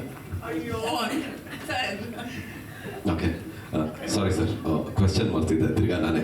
ಅಲ್ಲ, ಇದ್ರಲ್ಲಿ ಕೆಲವೊಂದು ಅಂದ್ರೆ ಆರ್ ಫೀಲ್ ಇಲ್ಲ. ಬಟ್ ಆದ್ರೆ ಈ ದೇವರು ಮತ್ತೆ ದೆವ್ವದ ಸಿನಿಮಾ ಮಾಡಿದಾಗ ಸಾಕಷ್ಟು ಅಡೆತಡೆಗಳಂತೆ. ಸಿನಿಮಾ ಸ್ಟಾರ್ಟ್ ಮಾಡಬೇಕು ಅಂತ ಹೋಗಿದ ತಕ್ಷಣ ಉತ್ತರಾಖಂಡ್ ಹೋದ್ವಿ. 3 days ತುಂಬ ಚೆನ್ನಾಗಾಯ್ತು. ಇದಕ್ಕಿದ್ದಂಗೆ ಸ್ನೋ ಬೀಳುತ್ತೆ, 17 ದಿವಸ ಶೂಟಿಂಗ್ ನಿಂತೋಗುತ್ತೆ, ಶೂಟ್ ಮಾಡೋಕ್ಕಾಗಲ್ಲ, ವಾಪಸ್ ಬರ್ತೀವಿ. ಬೆಂಗಳೂರಲ್ಲಿ ಸೆಟ್ ಆಗ್ತಾ ಇರ್ತೀವಿ, ಸೆಟ್ ವರ್ಕ್ ಮಾಡಿ ಸ್ಟಾರ್ಟ್ ಮಾಡೋಣ ಅಂತ ಹೋಗ್ತೀವಿ. ಮೇಲೆ ಗೋಡ ಕಟ್ಟಿರ್ತೀವಿ. 2 ವರ್ಷ ಲಾಕ್ಡೌನ್ ಆಗಿ ಗೋಡ ಇದು ಲೈಟ್ಸ್ ಕಟ್ಟೋಗಿ ಗೋಡ ಬಿದ್ದೋಗುತ್ತೆ. ಅದರಿಂದ 25 ದಿವಸ ಶೂಟಿಂಗ್ ನಿಲ್ಲುತ್ತೆ. ಎಲ್ಲ ಮತ್ತೆ ಸ್ಟಾರ್ಟ್ ಮಾಡೋಕೆ ಹೋಗ್ತೀವಿ. ಕ್ಲೈಮ್ಯಾಕ್ಸ್ ಎಪಿಸೋಡ್ ಮಾಡೋಕೆ ಹೋಗ್ತೀವಿ. ಇಡೀ ಸೆಟ್ಟಲ್ಲಿ ಬೆಂಕಿ, ಗ್ಯಾಸ್ ಹಾಕಿರ್ತೀವಿ, ಗ್ಯಾಸ್ ಲೀಕ್ ಆಗುತ್ತೆ. ಎಲ್ಲ ಹೊರಗಡೆ ಬರ್ತೀವಿ, ಶೂಟಿಂಗ್ ಕ್ಲೋಸು. ಮತ್ತೆ ಗ್ಯಾಸ್ ಇದೆಲ್ಲ ಬೇರೆ ಕಡೆಯಿಂದ ತರಿಸಿ, ಅದರಿಂದ ಮತ್ತೆ 20 ದಿನ ಶೂಟಿಂಗ್ ಇರೋದಿಲ್ಲ. ಇನ್ನೊಂದು ಯಾವುದೋ ಒಂದು ಕ್ಲೈಮ್ಯಾಕ್ಸ್ ಶೂಟ್ ಮಾಡ್ತಾ ಇರ್ತೀವಿ, ಅಲ್ಲೇನೋ ತೊಂದರೆ ಆಗುತ್ತೆ. ಒಂದಿನ ಇರೋದು 4 ದಿವಸ ಆಗುತ್ತೆ. ಅಂದರೆ ಇಡೀ ಸಿನಿಮಾ ಆರಾಮಾದಾಗಲಿಲ್ಲ. ಅಡೆತಡೆ. ಸೊ ಸಿನಿಮಾದಲ್ಲಿ ಹಾರರ್ ಎಕ್ಸ್ಪೀರಿಯನ್ಸು ನನಗೆ ಈ ಥರ ಆಗ್ತಾ ಇದೆ. ಓಕೆ,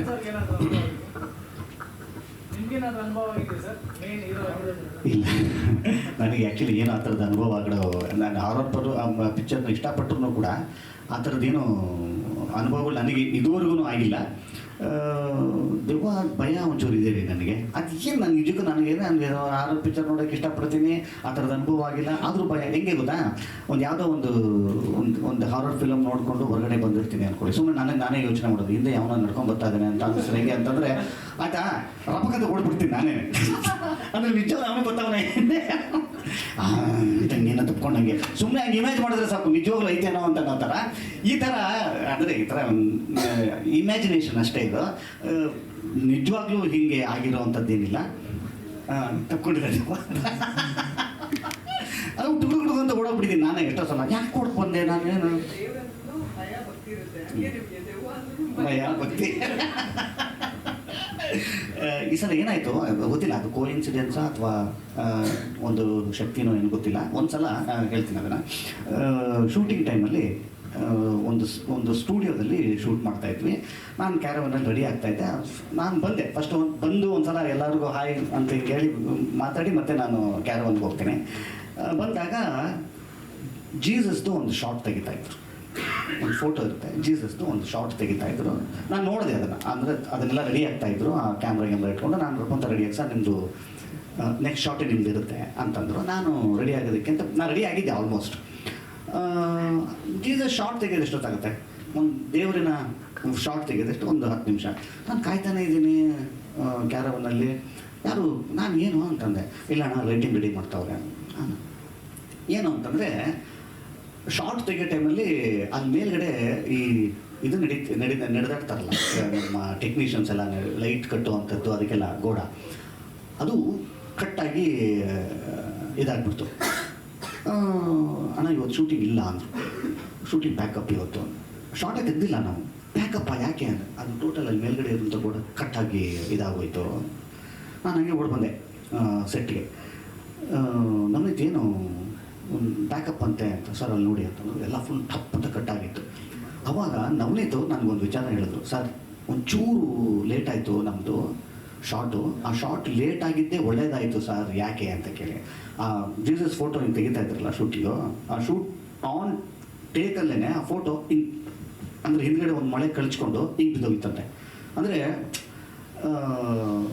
ಹಿಂಗೆ ತಿಳ್ಕೊಂಬಿಡ್ತು ಸರ್. ಅದನ್ನು ರೆಡಿ ಮಾಡೋದಕ್ಕೆ ಅಂತ ಹಿಂದೆ ಮಳೆ ಹೊಡೆಯೋದಕ್ಕೆ ಅಂತ ಹೋದರು. ಅಲ್ಲಿ ಟೈಮ್ ಆಯಿತು, ಆ ಟೈಮಲ್ಲಿ ಅದು ಕರೆಕ್ಟಾಗಿ ಅದು ಕಟ್ಟಾಯಿತು. ಅಕಸ್ಮಾತ್ ಏನಾದ್ರೂ ಆಗಿದ್ದರೆ ಅಲ್ಲಿ ಏನೋ ಗೊತ್ತಿಲ್ಲ ನಮಗೆ, ಬಟ್ ದೇವರೇ ತಪ್ಪಿಸಿದ್ನೋ ಏನೋ ಗೊತ್ತಿಲ್ಲ ಸರ್ ಅಂತ ಅನ್ನೋವಂಥದ್ದು. 31 ಡಿಸೆಂಬರ್ ಕರೆಕ್ಟ್ ನೋಡಿ, ನೀವಿದ್ರೆ ಅವತ್ತು ನಾನು ರೆಡಿ ಆಗ್ತಿದ್ದೆ ಆ್ಯಕ್ಚುಲಿ. ನೋಡಿ ಅದು ಕೋಇನ್ಸಿಡೆನ್ಸ್ ಅಂತ ಹೇಳೋಣ, ಅಥವಾ ದೇವರ ಒಂದು ಸೂಚನೆ ಕೊಡ್ತಾರಂತೆ, ಅದನ್ನು ತಪ್ಪಿಸಿದ್ದು ದೇವರೇನ ಅಂತ ಅನ್ನೋವಂಥದ್ದು ಭಾಳ ಇದಂಗಾಗುತ್ತೆ. ಇದೊಂದು ಚಿಕ್ಕ ಇನ್ಸಿಡೆಂಟ್ ನನ್ನ ಅನುಭವದ, ನಾನು ಇದ್ದೇ ಹೋಗ್ತದಕ್ಕೋಸ್ಕರ ನೀವು ಇದ್ರಿ. ಓಕೆ, ಐ ಥಿಂಕ್ ವೇದಿಕೆ ಮೇಲೆ ಇರುವಂಥ ಎಲ್ಲ ಕಲಾವಿದರಿಗೂ ಮತ್ತು ನಿರ್ಮಾಪಕರು ನನ್ನ ಪ್ರಶ್ನೆ, curve 2 super hit cinema, curve ಚಿತ್ರವನ್ನು ನೀವೆಲ್ಲರೂ ನೋಡಿರುವಂಥದ್ದೇ ಅನ್ಕೋತೀನಿ. ನಾನು ಆಡಿಯನ್ ಆಗಿ ಸಿನಿಮಾದ ಟ್ರೈಲರ್ ನೋಡ್ತಾ ಇದ್ರೆ ನನಗೆ ಚೂಮ್ ಅಂತ ಬಂದ್ಬಿಟ್ಟು ಕರ್ವಾದ ಪ್ರೀಕ್ವೆಲ್ ಅಂತ ಅನ್ನಿಸ್ತಾ ಇದೆ. ಯಾಕೆ ಅನ್ನೋದನ್ನು ಹೇಳ್ತೀನಿ, ನನಗೆ ಅನ್ಸಿರೋದನ್ನು ಹೇಳ್ತೀನಿ. ಅವರ ಪಾತ್ರ, ಮಹಾರಾಣಿ ಪಾತ್ರ ಬರುವಂಥದ್ದು ಕರ್ವಾದಲ್ಲಿ ಎಂಡ್ ಆಗೋದು ಆ ಪಾತ್ರದಿಂದಲೇ. ಮನೆ ತೋರಿಸಿರುವಂಥದ್ದು, ಮನೆಯ ಲಕ್ಷಣಗಳು ಪ್ರತಿಯೊಂದು ಕೂಡ ಕರ್ವಾದ ಪ್ರೀಕ್ವೆಲ್ ತರ ನಮಗೆ ಕಾಣಿಸ್ತಾ ಇದೆ. ಸೊ ಈ ಚಿತ್ರ ಕರ್ವಾದ ಪ್ರೀಕ್ವೆಲ್, ಟೈಟಲ್ ಏನಾದರೂ ಚೇಂಜ್ ಮಾಡಿ ಬರ್ತಿರೋಂಥದ್ದ ಅಥವಾ ಇದು ಬೇರೆನಾ? ಯಾಕೆಂದ್ರೆ ಒಬ್ಬರೇ ಡೈರೆಕ್ಟ್ರು, ಒಂದೇ ಜಾನರ್, ಕಲಾವಿದರು ಮಾತ್ರ ಬೇರೆ ಇದ್ದಾರೆ ಬಿಟ್ರೆ ಇದು ಕರ್ವ 2 ಕರೆಕ್ಟ್. ಇದು ಬಹಳಷ್ಟು ಜನಕ್ಕೆ ಕರ್ವ ನೋಡಿದಂಥವ್ರು, ಕರ್ವನ ಇಷ್ಟಪಟ್ಟು ಎಂಜಾಯ್ ಮಾಡಿದಂಥವ್ರು ಎಲ್ಲರಿಗೂ, ಯಾಕಂದ್ರೆ ಕರ್ವ ಯಾರೂ ಮರ್ತಿಲ್ಲ, ಅದನ್ನು ಮರೆಯುವಂಥ ಸಿನಿಮಾನೂ ಅಲ್ಲ ಅದು. ಅಷ್ಟು ಚಂದ ಕಟ್ಟಿಕೊಟ್ಟಿದ್ದಂಥ ತಂಡ ಅದು ಕರ್ವ ಅನ್ನುವ ಒಂದು ಪ್ರಪಂಚ ಅಂತ ಹೇಳ್ತೀನಿ. ಈಗ ಒಂದು ವರ್ಸ್ ಅಂತ ಹೇಳಿದ್ರೆ ಅದನ್ನು ಯಾವುದು ಕರ್ವಾನ, ಅದೇ ನಿರ್ದೇಶಕರು ಪ್ರಪಂಚ ಅಕ್ಕಪಕ್ಕದ ಪ್ರಪಂಚ ಆಗಿರುತ್ತೆ. ಆದರೆ ಅದಕ್ಕೂ ಏನು ಲಿಂಕ್ ಇಲ್ಲ. ಆಮೇಲೆ ಯೂಶಲಿ ನೋಡಿ ಸರ್, ದೇವದ ಸಿನಿಮಾಗಳಲ್ಲಿ ಒಂದಿಷ್ಟು ಕಾಮನ್ ಫ್ಯಾಕ್ಟರ್ಸ್ ಇದ್ದೇ ಇರುತ್ತೆ. ಒಂದು ಬಂಗ್ಲೆ ಒಂದು ಬಂಗ್ಲೆ, ವೈಟ್ ಡ್ರೆಸ್ಸಿಂದು ಒಂದು ಇದು, ಆ ಥರದ್ದು ಒಂದಿಷ್ಟು ಕಾಮನ್ ಫ್ಯಾಕ್ಟರ್ಸ್ ಇದ್ದೇ ಇರುತ್ತೆ. ನಾವು ಅದನ್ನು ತೆಗಿಯೋಕ್ಕಾಗದೇ ಇಲ್ಲ ಸರ್. ನಾನು ಇನ್ನೊಂದು ಹೇಳ್ತೀನಿ, ಸಾರಿ, ನಿಮ್ಮ ಕ್ವಶನನ್ನು ನಾನು ಡೈವರ್ಟ್ ಮಾಡಿದೆ ಅನ್ಕೋಬೇಡಿ. ನನಗೆ ಇನ್ನೊಂದೇನೋ ಹೇಳಬೇಕು ಅಂತ ಅನ್ನಿಸ್ತು. ಇವಾಗ ನಾನು ಹೇಳ್ತಾ ನೀವು ಮನೆ ಅಂತ ಹೇಳಿದ್ರಲ್ಲ, ಈ ಸಿನಿಮಾದಲ್ಲಿ ಒಂದು ಮನೆ ತೋರಿಸಿದ್ದೀವಿ ನಾವು ಎಲ್ಲ ಪೋಸ್ಟ್ರಲ್ಲೂ ಒಂದು ಮನೆ ಫಾಲೋ ಮಾಡಿದ್ದೀವಿ ನೋಡಿ.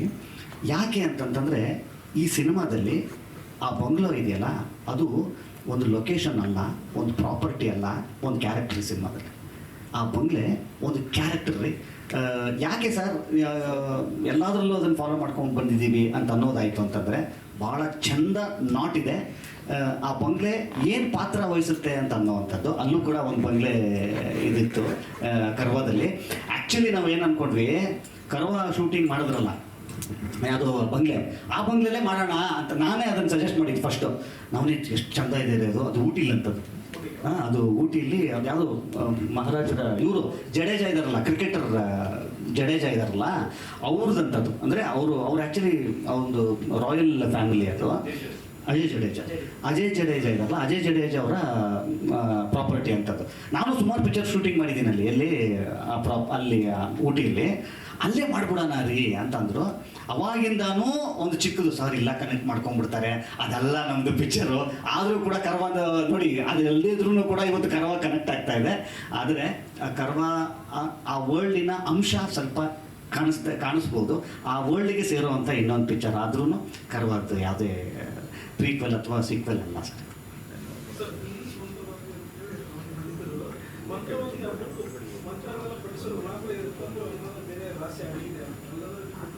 ಕರೆಕ್ಟ್.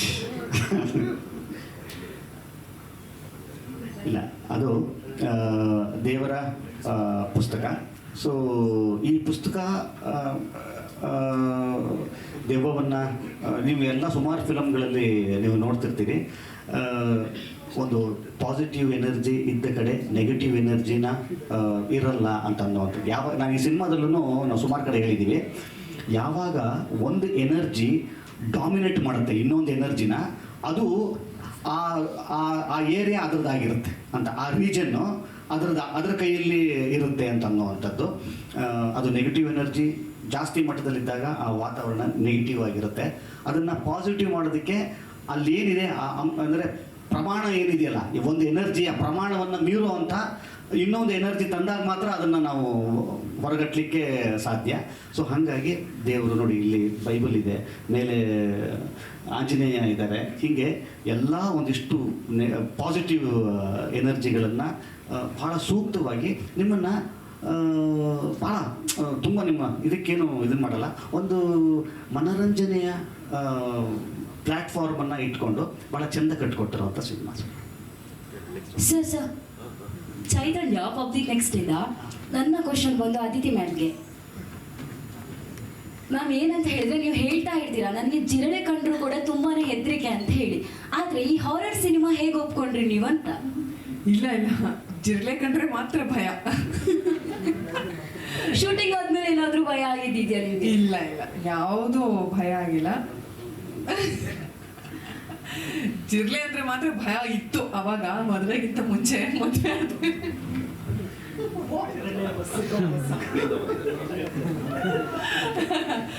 ಇಲ್ಲ, ಜೋಕ್ಸ್ ಅಪಾರ್ಟ್, ಜಿರ್ಲೆ ಅಂದ್ರೆ ಭಯ ಇತ್ತು ಅವಾಗ, ಇವಾಗೇನು ಭಯ ಇಲ್ಲ. ಬಟ್ ಸಿನಿಮಾದಲ್ಲಿ ನನಗೆ ವೈಯಕ್ತಿಕವಾಗಿ ಅವತ್ತು ದೆವ್ವ ಆ ಥರದ ಅನುಭವಗಳು ಆಗದೆ ಇರೋ ಕಾರಣ ಬಹುಶಃ ನನಗೆ ಭಯ ಇಲ್ಲ. ಆಕ್ಚುಲಿ ಶರಣ್ ಸರ್ ಹೇಳ್ತಿದ್ರಲ್ಲ, ನಾನು ತುಂಬಾ ಎಂಜಾಯ್ ಮಾಡ್ಕೊಂಡು ಹಾರರ್ ಮೂವೀಸ್ ನೋಡ್ತೀನಿ ಅಂತ, ನಾನು ಅದೇ ಕ್ಯಾಟಗರಿಗೆ ಸೇರಿದವಳು. ನಾನು ಬಹಳ ಸಲ ಹೇಳಿದ್ದೀನಿ ಅದನ್ನ, ಬಹಳ. ಅದು ಇವಾಗ ಮದುವೆ ಆದ್ಮೇಲೆ ಹೋಗ್ಬಿಡಿದೆ ಸರ್, ನಮ್ಮ ಯಜಮಾನ್ರು ಹಾರರ್ ಮೂವೀಸೇ ನೋಡಲ್ಲ, ಹಂಗಾಗಿ ಈಗ ಎಳ್ಕೊಂಬರಕ್ಕೆ ಇದಕ್ಕೆ ಖಂಡಿತವಾಗ್ಲೂ ಅವ್ರನ್ನೂ ಕರ್ಕೊಂಡು ಬರದೆ ಮಗಳನ್ನ ಕರ್ಕೊಂಡು ಬಂದು ನೋಡುವಂಥ ಸಿನಿಮಾ. ಅದೇ ನಾವು ಕಾಮಿಡಿ ಮಾಡ್ತಾ ಇದ್ವಿ ಆಕ್ಚುಲಿ. ನಮ್ಮ ಸಿನಿಮಾ ಹೆಂಗಂದ್ರೆ ಬರೀ ದೆವ್ವ ಭೂತ ಈ ಥರ ಹೆದರಿಕೆ ಇರೋರಷ್ಟೇ ಬರಬೇಕು ಅಂತಿಲ್ಲ, ಕುಟುಂಬ ಸಮೇತರಾಗಿ ಬಂದು ನೋಡಬಹುದಾದಂಥ horror cinema, family horror cinema ಇದು. Thank you ma'am. ಇದು ಇಡೀ ಟೀಮ್ಗೆ ಮೇಜರ್ ಆಗಿ ರಾಮ್ ಚರಣ್ ಸರ್ ಅವ್ರದ್ದು ಮೂವಿ ಬರ್ತಿದೆ. ಇವಾಗ ಸರ್ ಹೇಳ್ದಂಗೆ ತೆಲುಗು ತಮಿಳ್ ಫಿಲಿಮ್ಸ್ಗೆ ನಾವು ಹೆದರ್ಕೊಂಡು ಫಿಲಿಮ್ ಮಾಡೋ ಥರ ಆಗ್ತಿದೆ ಅಂತ ಹೇಳಿದ್ರಿ ಅವಾಗಲೇ. ಸೊ ನಿಮ್ಮ ಥಿಯೇಟರ್ ಲಿಸ್ಟ್ಸು ಅವ್ರ ಥಿಯೇಟರ್ ಲಿಸ್ಟ್ಸು ಕ್ಲಾಶ್ ಆಗಿದೆಯಾ, ಇಲ್ಲ ಏನು ಹೆಂಗೆ ಮ್ಯಾನೇಜ್ ಮಾಡ್ಕೊತಿದ್ದೀರಾ ಅಂತ? ಬಿಕಾಸ್ ರಾಮ್ ಚರಣ್ ಅವ್ರದ್ದು ದೊಡ್ಡ ಸ್ಟಾರ್ ಆಗಿರೋದ್ರಿಂದ ಅವ್ರಿಗೆ ಥಿಯೇಟರ್ಸ್ ಮಲ್ಟಿಪ್ಲೆಕ್ಸಸ್ ಜಾಸ್ತಿ ಕೊಡ್ಬೋದು. ಬೆಂಗಳೂರಲ್ಲಿ ಅದೊಂದು ಇಶ್ಯೂ ಆಗಿದೆ ರೀಸೆಂಟ್ ಟೈಮ್ಸಲ್ಲಿ. ಸೊ ಅದ್ರ ಬಗ್ಗೆ ನೀವು ಹೇಳೋದಾದ್ರೆ ಸರ್.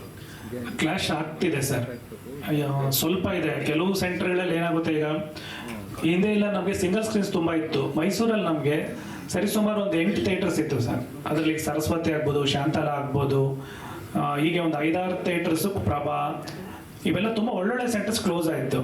ಮಂಡ್ಯದಲ್ಲಿ 2 ಸೆಂಟರ್ಸ್ ಕ್ಲೋಸ್ ಆಗಿದೆ. ಚಿತ್ರದುರ್ಗದಲ್ಲಿ ಇರೋದೇ 1 ಸೆಂಟ್ರು, ಭದ್ರಾವತಿಯಲ್ಲಿ ಬರೀ 2 ಥಿಯೇಟರ್ ಇದೆ. ಹುಬ್ಳಿ ಅಂತ ದೊಡ್ಡ ನಗರದಲ್ಲಿ 2 ಸೆಂಟರ್ಸ್ ಇರೋದು. ಇನ್ನೊಂದಿದೆ, ಅದು ಅಂದರೆ ಒಳ್ಳೊಳ್ಳೆ ಸಿನಿಮಾಗಳು ಕೊಡಲ್ಲ, ಕೇವಲ 2 ಸೆಂಟರ್ಸ್ ಇದೆ. ಈ ಥರ ಒಂದು 10 ಸೆಂಟರ್ ಇರೋ ಕಡೆ 2 ಸೆಂಟ್ರ್, ಒಂದೊಂದು ಸಿಂಗಲ್ ಸೆಂಟರ್ ಆಗಿದೆ. ಈ ಕೋಲಾರ, ಬಳ್ಳಾರಿ ಅಲ್ಲೆಲ್ಲ ಹೋದ್ರೆ ನಮಗೆ ಕನ್ನಡ ಇದೇ ಇಲ್ಲ. ಕನ್ನಡ ಫಸ್ಟಲ್ಲಿ ರಾಯಚೂರು ಇಲ್ಲೆಲ್ಲ ತೊಗೊಂಡ್ರೆ ತೆಲುಗುಗನೇ ಇದು. ಇಂಥ ಒಂದು ಸೆಂಟರ್ಸಲ್ಲಿ ಖಂಡಿತ ಪ್ರಾಬ್ಲಮ್ ಆಗ್ತಾ ಇದೆ. ಬಟ್ ಚೇಂಬರಲ್ಲಿ ಹೇಳಿದ್ದಾರೆ, ಸರ್ ಲಿಸ್ಟೆಲ್ಲ ಬರಲಿ, ಖಂಡಿತ ಬನ್ನಿ, ನಮ್ಗೊಂದು ಕಂಪ್ಲೇಂಟ್ ಕೊಡಿ, ನಾವು ಖಂಡಿತ ನಿಮ್ಗೆ ಒಂದೇನೇ ತೊಂದರೆ ಇಲ್ಲದೆ ಮಾಡ್ತೀವಿ ಅಂತ. ಇನ್ನು ಅದು ಬಿಟ್ಟರೆ ನಮಗೆ ಮಾಲ್ಸ್ ತೊಗೊಂಡಾಗ ಮಾಲ್ಸಲ್ಲಿ ಅಂತ ಪ್ರಾಬ್ಲಮ್ಸ್ ಆಗ್ತಿಲ್ಲ ಸರ್. ಅಂದರೆ ಈಗ ಅಜಿತ್ ಸಿನಿಮಾ ಇತ್ತು, ಅಜಿತ್ ಅವ್ರದ್ದು ಬರ್ತಿಲ್ಲ ತಮಿಳ್ ಸಿನಿಮಾ. ಸೊ ಆವತ್ತಿನ ದಿನಕ್ಕೆ ಕೇವಲ 3 ಸಿನಿಮಾ ಇರೋದು, ಒಂದು ಸಂಜು ವೆಡ್ಸ್ಗೀತ, ನಮ್ಮದು, ಹಾಗೇನೆ ರಾಮ್ ಚರಣ್ದು ಆವತ್ತಿನ ದಿನಕ್ಕೆ. ಸೊ ಸಾಕಷ್ಟು ಮಾಲ್ಗಳಲ್ಲಿ 8ರಿಂದ 10 ಸ್ಕ್ರೀನ್ಸ್ ಇರೋದ್ರಿಂದ ಪರ್ ಡೇ ನಮ್ಗೆ ಮಿನಿಮಮ್ 4ರಿಂದ 5 ಸ್ಕ್ರೀನ್ಸ್ ಸಿಗುತ್ತೆ. ಸೊ ಅಲ್ಲಿ ನಮ್ಗೆ ಅಂಥ ತೊಂದರೆ ಆಗ್ತಾ ಇಲ್ಲ. ಬಹುಶಃ ಒಂದು 4-5 ಸಿನಿಮಾ ಒಂದೇ ದಿವಸ, ತೆಲುಗು 2 ದಿವಸ ಗ್ಯಾಪಲ್ಲಿ ಬರ್ತಿದೆ. ಅಷ್ಟೂ ಸಿನಿಮಾಗಳು ಒಂದೇ ದಿವಸ ಬಂದರೆ ಆಗ ಪ್ರಾಬ್ಲಮ್ ಆಗ್ತಿತ್ತು. ಸೊ ಮಾಲಲ್ಲಿ ನಮ್ಗೆ ಪ್ರಾಬ್ಲಮ್ ಆಗ್ತಿಲ್ಲ, ಸಿಂಗಲ್ ಸ್ಕ್ರೀನ್ಸ್ ಖಂಡಿತ ಆಗ್ತಿದೆ. ಸರ್ ಎಲ್ರಿಗೂ ಗುಡ್ ಮಾರ್ನಿಂಗ್. ಸರ್ ಏನು ಅಂದರೆ ನನ್ನ ಪ್ರಶ್ನೆ ಅಂದರೆ ಪ್ರೊಡ್ಯೂಸರ್ ಸರ್ಗೆ, ಸರ್ ನೀವು ಕೊಡಿಸೋ ಟ್ರೈಲರಲ್ಲಿ ಮ್ಯೂಸಿಕ್ ಚೆನ್ನಾಗಿರುತ್ತೆ, ನಾವು ಕೇಳೋಂಥದ್ದಿಗೆ ನಾವು ಆಡಿಯನ್ಸ್ಗೆ ಅದೇ ಥರ ಮ್ಯೂಸಿಕ್ ಚೆನ್ನಾಗಿರುತ್ತೆ ಅಂತ ಹೇಳ್ತೀವಿ. ಬಟ್ ಕೆಲವು ಥಿಯೇಟ್ರಲ್ಲಿ ಸರ್ ಆ ಮ್ಯೂಸಿಕ್ ಬರಲ್ಲ ಸರ್, ಕೆಲವೊಂದು ಥಿಯೇಟ್ರಲ್ಲಿ. ಬಟ್ ಆಡಿಯನ್ಸ್ ಆಗ ನೆಗೆಟಿವ್ ಹೋಗುತ್ತೆ. ನಾವು ಹೇಳಿದ್ದೂ ಅಷ್ಟೇ ಮ್ಯೂಸಿಕ್ ಚೆನ್ನಾಗಿದೆ, ಸೌಂಡ್ ಎಫೆಕ್ಟ್ ಚೆನ್ನಾಗಿದೆ ನೋಡಿ ಅಂತ ಹೇಳ್ತೀವಿ. ಬಟ್ ಆಡಿಯನ್ಸ್ಗೆ ಎಫೆಕ್ಟ್ ಆಗಲಿ ಸೌಂಡ್ಸ್ ಎಫೆಕ್ಟ್ ರೀಚ್ ಆಗಿರಲ್ಲ ಕೆಲವೊಂದು ಥಿಯೇಟ್ರ್ಗಳಲ್ಲಿ. ಬಟ್ ಇದು ಅದು ಪ್ರೊಡ್ಯೂಸರ್ ಫಾಲ್ಟಾ ಡಿಸ್ಟ್ರಿಬ್ಯೂಟರ್ ಫಾಲ್ಟಾ ನಮಗೆ ಗೊತ್ತಿರಲ್ಲ. ಬಟ್ ಆಡಿಯನ್ಸ್ ಕೂಡ ಹೇಳ್ತಾರೆ ಸಿನಿಮಾ ಚೆನ್ನಾಗಿಲ್ಲ, ಇದು ಚೆನ್ನಾಗಿಲ್ಲ, ಅದು ಚೆನ್ನಾಗಿಲ್ಲ ಅಂತ ಹೇಳ್ತಾರೆ. ಅದಕ್ಕೇನು ಹೇಳ್ತೀರಾ ಸರ್? ಇಲ್ಲ, ಅದು ನಿಮಗೆ ಮಾಲ್ಸ್ ಅಲ್ಲಿ ಖಂಡಿತ ಚೆನ್ನಾಗಿರುತ್ತೆ. ಮತ್ತೆ ಸಿಟಿನಲ್ಲಿ ನಮ್ಮ ಬ್ಯಾಂಗ್ಳೂರಲ್ಲಿ ಚೆನ್ನಾಗಿದೆ ಸರ್. ಎಲ್ಲ ಸೆಂಟರ್ಸ್ ಅಲ್ಲೂ ಇವತ್ತು ಸೌಂಡು ಮತ್ತೆ ಸ್ಕ್ರೀನು ಇವೆಲ್ಲ ಚೆನ್ನಾಗಿದೆ. ನಾವು ತುಂಬಾ ಚೆನ್ನಾಗೇ ಮಾಡಿರ್ತೀವಿ. ಬಟ್ ಕೆಲವು ಕಡೆ ಏನಾಗ್ತಿದೆ, ಇದೂ ಮಾಲ್ಸ್ ಅಲ್ಲಿ ಅದರ್ ಲ್ಯಾಂಗ್ವೇಜ್ ಸಿನಿಮಾಗಳಿಗೆ ಸ್ವಲ್ಪ ತುಂಬಾ ಚೆನ್ನಾಗಿ ಸೌಂಡ್ ಅಲ್ಲೇನೆ ಇರುತ್ತೆ. ಈಗ 4 ಇಡೋ ಕಡೆ ಅವರು 4 ಇಡ್ತಾರೆ, ನಮ್ಗೆ 2 ಇಡ್ತಾರೆ. ಮತ್ತೆ ಕೆಲವು ಬಲ್ಬ್ಸೇ ಆಫ್ ಮಾಡ್ತಾರೆ. ಸೊ ಹಿಂದಿ ಸಿನಿಮಾಗಳಿಗೆ, ತಮಿಳ್ ಸಿನಿಮಾಗಳಿಗೆ ಬೇರೆ ಇದು. ಬಟ್ ಕೆಲವು ಕಡೆ ಆ ಥರ ಏನಿಲ್ಲ ಸರ್. ಈಗ ನಮ್ಮ ನವರಂಗ್ ತಗೊಳ್ಬೋದು, ವೀರೇಶ್ ಆಗ್ಬೋದು, ಪ್ರಸನ್ನ, ಸಿಟಿ ಸೆಂಟರ್ಸ್ ಅಲ್ಲಿ ಚೆನ್ನಾಗಿದೆ. ಔಟ್ಸೈಡ್ ನಾವು BC ಸೆಂಟರ್ಸ್ ಏನು ಹೋಗ್ತೀವಿ ಅಲ್ಲಿ ಇವತ್ತಿಗೂ ಸ್ಕ್ರೀನ್ಸ್ ನಮ್ದು ಎಲ್ಲ ಸಿನಿಮಾನು 4K ನಲ್ಲಿ ಇವತ್ತು ಬರುತ್ತೆ. ಅಲ್ಲಿ 2K ಸಹ ಇನ್ನೂ ಇಲ್ಲ. ಮತ್ತೆ ಪ್ರತಿ ಸಿನಿಮಾನು ಅಡ್ವಾನ್ಸ್ ಮಾಡ್ತೀವಿ. ಅಲ್ಲಿ ನಮ್ಗೆ ನಾರ್ಮಲ್ ಸ್ಟೀರಿಯೋನು ಸಹ ಸರಿಯಾಗಿ ಓಪನ್ ಆಗೋದಿಲ್ಲ. ಅದು ಸಣ್ಣ ಪುಟ್ಟದು. ಬಟ್ ಅದಕ್ಕೆಲ್ಲ ಒಪ್ಕೊಂಡೇ ಹೋಗ್ಬೇಕಾಗಿದೆ. ಏನು ಮಾಡೋಕ್ಕಾಗಲ್ಲ ಸರ್. ಕಂಪ್ಲೇಂಟ್ಸ್ ಮಾಡ್ತೀವಿ, ಬಟ್ ಥಿಯೇಟರ್ ಸಿಗೋದೇ ಕಷ್ಟ ಅಂತ ಪರಿಸ್ಥಿತಿ ಇರುತ್ತೆ. ವಿಧಿ ಇಲ್ಲ. ಅದೇ ಸರ್, ಬೇರೆ ಭಾಷೆಗೆ ಥಿಯೇಟರ್ ಕೊಟ್ಬಿಟ್ಟು ಅಷ್ಟು ಎಫೆಕ್ಟ್ ಚೆನ್ನಾಗಿ ಕೊಡ್ತಾರೆ. ಬಟ್ ಕನ್ನಡ ಸಿನಿಮಾಗಳಲ್ಲಿ ಥಿಯೇಟರ್ ಕಡಿಮೆ ಕೊಟ್ಟು ಎಫೆಕ್ಟ್ ಚೆನ್ನಾಗಿ ಕೊಡಲ್ಲ. ಏನು ಸರ್? ಯಾಕಂದ್ರೆ ಟೆಕ್ನಿಕಲ್ ಎಷ್ಟು ಕಷ್ಟ ನೀವು ಅಷ್ಟು ಚೆನ್ನಾಗಿ ಮಾಡಿರ್ತಾರೆ. ಸಿನಿಮಾ ಟೀಮ್ ಅಷ್ಟು ಕಷ್ಟ ಬಿದ್ದು 1 ವರ್ಷ 2 ವರ್ಷ ಟೈಮ್ ತಗೊಂಡು ಮಾಡಿರ್ತಾರೆ. ಆ ಟೈಮ್ಗೆ ಸರ್ ಎಲ್ಲೋ ಥಿಯೇಟರ್ಗಳಲ್ಲೂ ಮತ್ತು ಡಿಸ್ಟ್ರಿಬ್ಯೂಟರ್ ಫಾಲ್ಟ್, ಥಿಯೇಟರ್ ಫಾಲ್ಟ್ ಗೊತ್ತಿಲ್ಲ ಸರ್. ಪ್ರತಿ ಎರಡು ನಾನು ನೋಡಿದ್ರೆ 2-3 ಸಿನಿಮಾಗಳ ಆಗಿದೆ. ಏನೋ ಹೋರಾಡ್ತಾನೆ ಸರ್. ಏನು ಮಾಡೋಕ್ಕಲ್ಲ. ಇಲ್ಲೇನಾಗಿದೆ, ಎಲ್ಲ ಪ್ರತಿಯೊಂದು ಹೋರಾಟ. ಇಲ್ಲಿ ಪ್ರೊಡ್ಯೂಸರ್ ಈಗ ನೋಡಿ, ಥಿಯೇಟರ್ ಸಿಕ್ಕರೆ ಸಾಕು ಅಂತ ಅವ್ರ ಜೊತೆ ಗುದ್ದಾಡ್ತೀವಿ. ಈಗ ನಾವು 200 ಸೆಂಟರ್ ಆಗ್ತಾ ಇದೀವಿ. 200 ಸೆಂಟರ್ ಹೋಗಿ ನಾವು ನೋಡೋಕ್ಕಾಗಲ್ಲ. ಯಾರೋ ಪ್ರೇಕ್ಷಕ ನೋಡಿದವರು ಇಲ್ಲಿ ಸೌಂಡ್ ಕೊಟ್ಟಿಲ್ಲ ಈಗ ಹೇಳ್ಬೋದು. ಬಟ್ ಅದು ಕಮ್ಮಿ ಇದೆ ಇವತ್ತು. 200 ಸೆಂಟರ್ಸ್ ಎಲ್ಲೋ ಒಂದು 20 ಸೆಂಟ್ರಲ್ಲಿ ಆ ಥರ ಆಗುತ್ತೆ. ಅದೇ ಹೇಳ್ತಾರೆ. ಈಗ ಹುಬ್ಳಿನಲ್ಲಿ 4 ಸೆಂಟರ್ ಇದೆ. ಇನ್ಯಾವುದೋ ಒಂದು 2 ಸೆಂಟರ್ ಅದೇ ಥರನೇ ಇರೋದು. ಅಲ್ಲಿ ಸೌಂಡ್ ಚೆನ್ನಾಗಿಲ್ಲ, ಸ್ಕ್ರೀನ್ ಚೆನ್ನಾಗಿಲ್ಲ, ನೀಟಾಗಿರೋದಿಲ್ಲ. ಬಟ್ ಇನ್ನು 2 ಸೆಂಟರ್ ಚೆನ್ನಾಗಿದೆ. ಸೊ ಈ ಥರ ಯಾವ ಸೆಂಟರ್ಸ್ ಚೆನ್ನಾಗಿದೆಯೋ ಅದಕ್ಕೆ ಫೈಟ್ ಬರುತ್ತೆ. ತೆಲುಗು ಆಗ್ಬೋದು, ಕನ್ನಡ ಆಗ್ಬೋದು, ತಮಿಳ್ ಆಗ್ಬೋದು. ಸೊ ಅದ್ರ ಜೊತೆನೇ ಹೋಗ್ಬೇಕಾದ್ರೆ ಸರ್. ಅದೇ ಹೇಳ್ತಾ ಇದ್ದಲ್ಲ, ಒಂದು 20% ಆ ಥರ ಇರುತ್ತೆ. ಸೊ ವಿಧಿ ಇಲ್ಲ, ಮಾಡಬೇಕಷ್ಟೇ. ಸರ್, ಗಂಗಾ ಅಂತ ಮೂವಿ ಟ್ರಕ್ಕಿಂದ. ಸೊ ಎಲ್ಲರಿಗೂ ಹ್ಯಾಪಿ ನ್ಯೂ ಇಯರ್ ಆ್ಯಂಡ್ ಮೂವಿಗೆ ಆಲ್ ದ ಬೆಸ್ಟ್. ಸೊ ನನ್ನ ಪ್ರಶ್ನೆ ಪ್ರಭು ಮುನ್ಕೂರ್ ಸರ್ಗೆ. ಟ್ರೇಲರ್ ನೋಡಿದಾಗ ನಮ್ಗೆ ಅನಿಸ್ತೈತಿ ನೀವು ಒಬ್ಬ ಫ್ಯಾಮಿಲಿ ಮ್ಯಾನ್ ರೋಲ್ ಮಾಡಿರಿ ಅಂತಂದು. ಸೊ ಎಲ್ಲ ಹಾರರ್ ಸಿನಿಮಾದೊಳಗೆ ಫ್ಯಾಮಿಲಿ ಮ್ಯಾನ್ಗೆ ತೊಂದರೆ ಆಗ್ತೈತಿ. ಸೊ ನಿಮಗೆ ಎದುರಾಗಿರುವಂಥ ತೊಂದರೆ ಏನು, ಮತ್ತು ನಿಮ್ಮ ಅನುಭವ ಏನು ಸರ್ ಜೂಮ್ ಅಂತ ಸಿನಿಮಾದಲ್ಲಿ? ತೊಂದರೆ ಏನಂತ ಇವಾಗ ಹೇಳೋಕ್ಕಾಗಲ್ಲ. ಸಿನಿಮಾ ನೋಡಿ ನಾವೆಲ್ಲರೂ ಒಟ್ಟಿಗೆ ತೊಂದರೆ ನೋಡೋಣ. ಸೊ ಅನುಭವ ತುಂಬ ಅದ್ಭುತವಾದಂಥ ಅನುಭವ. ಫ್ರಮ್ ಶೂಟಿಂಗ್ ಸೆಟ್ಟಿಂದ ಹಿಡಿದು ಪ್ರತಿಯೊಂದು ಅಂದರೆ ಏನು ಹೇಳ್ತೀವಿ, ಕ್ಯಾರೆಕ್ಟರ್ ಬೇಸಿಕ್ಲಿ ಕ್ಯಾರೆಕ್ಟರ್ ಇನ್ಪುಟ್ಸ್ ಏನು ಕೊಡ್ತಾಯಿದ್ರು ನಮ್ಮಿತ್ ಅವರು. ಹಾಗೆ ಇಲ್ಲೆಲ್ಲ ಇರುವಂಥ ಎಲ್ಲ ಏನೋ ಏನು ಹೇಳ್ತೀವಿ ಅದಕ್ಕೆ, ಸೀಸನ್ಡ್ ಆ್ಯಕ್ಟರ್ಸ್ ಎಲ್ಲರೂ ಇಲ್ಲಿ ಅವ್ರ ಜೊತೆಗೆ ಆ್ಯಕ್ಟ್ ಮಾಡಿರೋಂಥ ಅನುಭವ ತುಂಬ ಅದ್ಭುತವಾಗಿತ್ತು. And major credit goes to Sharan sir ಹೇಳ್ದಂಗೆ ತರುಣ್ ಸರ್ಗೆ. ಬಿಕಾಸ್ ಅದು ನಾವು ಈಗ ಏನೇ ಇವತ್ತು ಮಾತಾಡ್ತಿದ್ದೀವಿ, ಏನೇ ಸೌಂಡು ಚೆನ್ನಾಗಿ ಬಂದ್ರೂ, ಏನೇ ಎಷ್ಟೇ ಚೆನ್ನಾಗಿ ವಿಜುವಲ್ ಬಂದ್ರೂ ಅದಕ್ಕೆಲ್ಲ ಒಂದು ದೊಡ್ಡ ಪಾಕೆಟ್ ಇರಬೇಕು. ದೊಡ್ಡ ಪಾಕೆಟ್ಗಿಂತ ಜಾಸ್ತಿ ಒಂದು ಒಳ್ಳೆ ದೊಡ್ಡ ಮನಸ್ಸು ಇರಬೇಕು ಈ ಥರ ಒಂದು ಪ್ಯಾಷನೇಟ್ ಆಗಿ ಒಂದು ಸಿನಿಮಾ ಮಾಡೋಕ್ಕೆ. I give that credit to Tarun studios, Tarun sir. Thank you. Okay sir, thank you. ಇಡೀ ಕೊನೆಯದಾಗಿ ಚೆನ್ನಾಗಿದೆ ಅಪ್ಪ, ಚೆನ್ನಾಗಿ ಮಾಡಿದ್ದೀರಾ ಅಂತ ಅನ್ನೋದಿರುತ್ತೆ ಗೊತ್ತಾ. ಇಷ್ಟಕ್ಕೋಸ್ಕರನೇ ಇಷ್ಟು ಜನರ ಹೋರಾಟ ಇರುತ್ತೆ. ಇವತ್ತು ಅದು ಆಗ್ತಾ ಇದೆ ಅಂತ ಅನ್ನೋದಾದರೆ ಒಂದು ಸಾರ್ಥಕತೆಯ ಮನೋಭಾವ. ನನಗೆ ಒಂದು ವಿಚಾರ ಹೇಳಬೇಕಾಯ್ತು, ನಾನು ಅವಲೇ ಮರ್ತೆ. ಈ ಸಿನಿಮಾ ದೆವ್ವ ಅಂತಿದ್ದಂಗೆ ಬರೀ ದೆವ್ವವನ್ನು ಇಷ್ಟಪಡುವಂಥ, ಅಂದರೆ ಹಾರರ್ನ ಇಷ್ಟಪಡುವಂಥವ್ರು ಮಾತ್ರ ಅಲ್ಲ, ಎಲ್ಲ ಥರದ ಆಡಿಯನ್ಸನ್ನು ಕೂತ್ಕೊಂಡು ಮನೆ ಮಂದಿ ಕೂತ್ಕೊಂಡು ನೋಡ್ಬೋದಾದಂಥ ಸಿನಿಮಾ ಇದಾಗಿರುತ್ತೆ. ನೀವು ತೀರಾ ಆ ಥರ ಭಯ ಪಡಿಸುವಂಥದ್ದು, ಬರೀ ಭಯನ ಇಷ್ಟಪಡುವಂಥವ್ರಿಗೆ ಮಾತ್ರ ಈ ಸಿನಿಮಾ ಅನ್ನೋ ಥರದಲ್ಲಿ ಏನಾದ್ರು ನಾನು ಮಾಡಿದ್ದಿದ್ರೆ ನಮಗೆ UA ಸರ್ಟಿಫಿಕೇಟ್ ಸಿಗ್ತಾ ಇರಲಿಲ್ಲ, A ಸರ್ಟಿಫಿಕೇಟ್ ಸಿಗ್ತಾ ಇರ್ತಿತ್ತು. ಇದು UA ಸರ್ಟಿಫಿಕೇಟ್ ಸಿಕ್ಕಿದೆ ಅಂದರೆ ಇಡೀ ಮನೆ ಮಂದಿಯವರೆಲ್ಲ ಕೂತ್ಕೊಂಡು ನೋಡ್ಬೋದಾದಂಥದ್ದು. ನಾವು ಭಯ ಅಂತ ಅನ್ನೋದು ಒಂದು ಅಂಶ ಇರುತ್ತೆ, ಅದೇ ಇಡೀ ಪಿಕ್ಚರ್ ಪೂರ್ತಿ ಇದ್ದು ಅವರಿಗೆ ಮಾತ್ರ ಸೀಮಿತ ಅನ್ನೋವಂಥದ್ದಲ್ಲ. ಅವ್ರು ತಮಾಷೆಗೆ ಅವಾಗಲೇ ಹೇಳ್ದಂಗೆ ಒಂದು ಫ್ಯಾಮಿಲಿ ಹಾರರ್ ಫಿಲಮ್ ಇದು ಅಂತ ನಾನು ಎಲ್ಲ ಕಡೆನೂ ಹೇಳ್ತಾ ಇರ್ತೀನಿ. ಫಸ್ಟ್ ಟೈಮ್ ಇದು ಈ ಥರದ್ದು ಒಂದು ನಗಿಸ್ತಾ ಒಂದು ಹಾರರ್ ಸಿನಿಮಾಗಳನ್ನ ಹೇಳ್ತಾ ಇರ್ತಿದ್ವಿ. ಇದು ಒಂದು ಡ್ರಾಮಾ ಅಂತ ಹೇಳ್ತೀನಿ ನಾನು, ಒಂದು ಸೆಂಟಿಮೆಂಟಲ್ ಡ್ರಾಮಾನೂ ಕೂಡ ಇದೆ. ಮನೆ ಮಂದಿಯವರೆಲ್ಲರೂ ಕೂಡ ಚಿಕ್ಕ ಮಕ್ಕಳಿಂದ ಹಿಡ್ಕೊಂಡು ವಯಸ್ಸಾದವ್ರ ತನಕನೂ ನಿರ್ಭೀತಿಯಿಂದ ನಿರ್ಭಯವಾಗಿ ಭಯನ ಥ್ರಿಲ್ಲಾಗಿ ತೋರಿಸಿದ್ದೀವಿ. ಭಯನ ತುಂಬ ಗುರು ಅನ್ನೋ ಥರ ಭಯಂಕರವಾಗಿ ಅಲ್ಲ, ಭಯವನ್ನು ಥ್ರಿಲ್ಲಿಂಗ್ ಆಗಿ ನಿಮ್ಮನ್ನು ಒಂದು ಥ್ರಿಲ್ಲಿಂಗ್ ಇದನ್ನು ಎಕ್ಸ್ಪೀರಿಯನ್ಸನ್ನು ಕೊಡುವಂಥ ಹಾರರ್ ಸಿನಿಮಾ ಇದಾಗಿರುತ್ತೆ. ಸೊ ಹೀಗಾಗಿ 10ನೇ ತಾರೀಕು ರಿಲೀಸ್ ಆಗ್ತಾ ಇರುವಂಥ ನಮ್ಮ ಸಿನಿಮಾಗೆ ನಿಮ್ಮೆಲ್ಲರ ಬೆಂಬಲ ಇರುತ್ತೆ, ಇದೆ, ಯಾವತ್ತೂ ಕೂಡ ಇತ್ತು. ಇದನ್ನು ಕೂಡ ಮುಂದೆ ನಾವು ನಿರೀಕ್ಷೆ ಮಾಡ್ತೀವಿ. 10ನೇ ತಾರೀಕು ನಿಮ್ಮ ಹತ್ತಿರದ ಚಿತ್ರಮಂದಿರಗಳಲ್ಲಿ ಝೂಮ್ ಅಂತ ರಿಲೀಸ್ ಆಗ್ತಾ ಇದೆ. ನಿಮ್ಮಗಳ ಜೊತೆಯಲ್ಲಿ ಸಿನಿಮಾ ನೋಡುವಂಥ ಭಾಗ್ಯ ನನಗೂ ಸಿಗುತ್ತೆ. ನಿಮ್ಮೆಲ್ಲರ ಪ್ರೀತಿ, ವಿಶ್ವಾಸ, ಆಶೀರ್ವಾದ ಹಿಂದಿನ ನನ್ನ ಎಲ್ಲ ಸಿನಿಮಾಗಳಿಗೂ ಇದ್ದ ರೀತಿಯಲ್ಲೇ ಈ ಸಿನಿಮಾಗೂ ಇರಲಿ ಅಂತನ್ನುವಂಥದ್ದು ನನ್ನ ಕೋರಿಕೆ. ಧನ್ಯವಾದಗಳು. Thank you.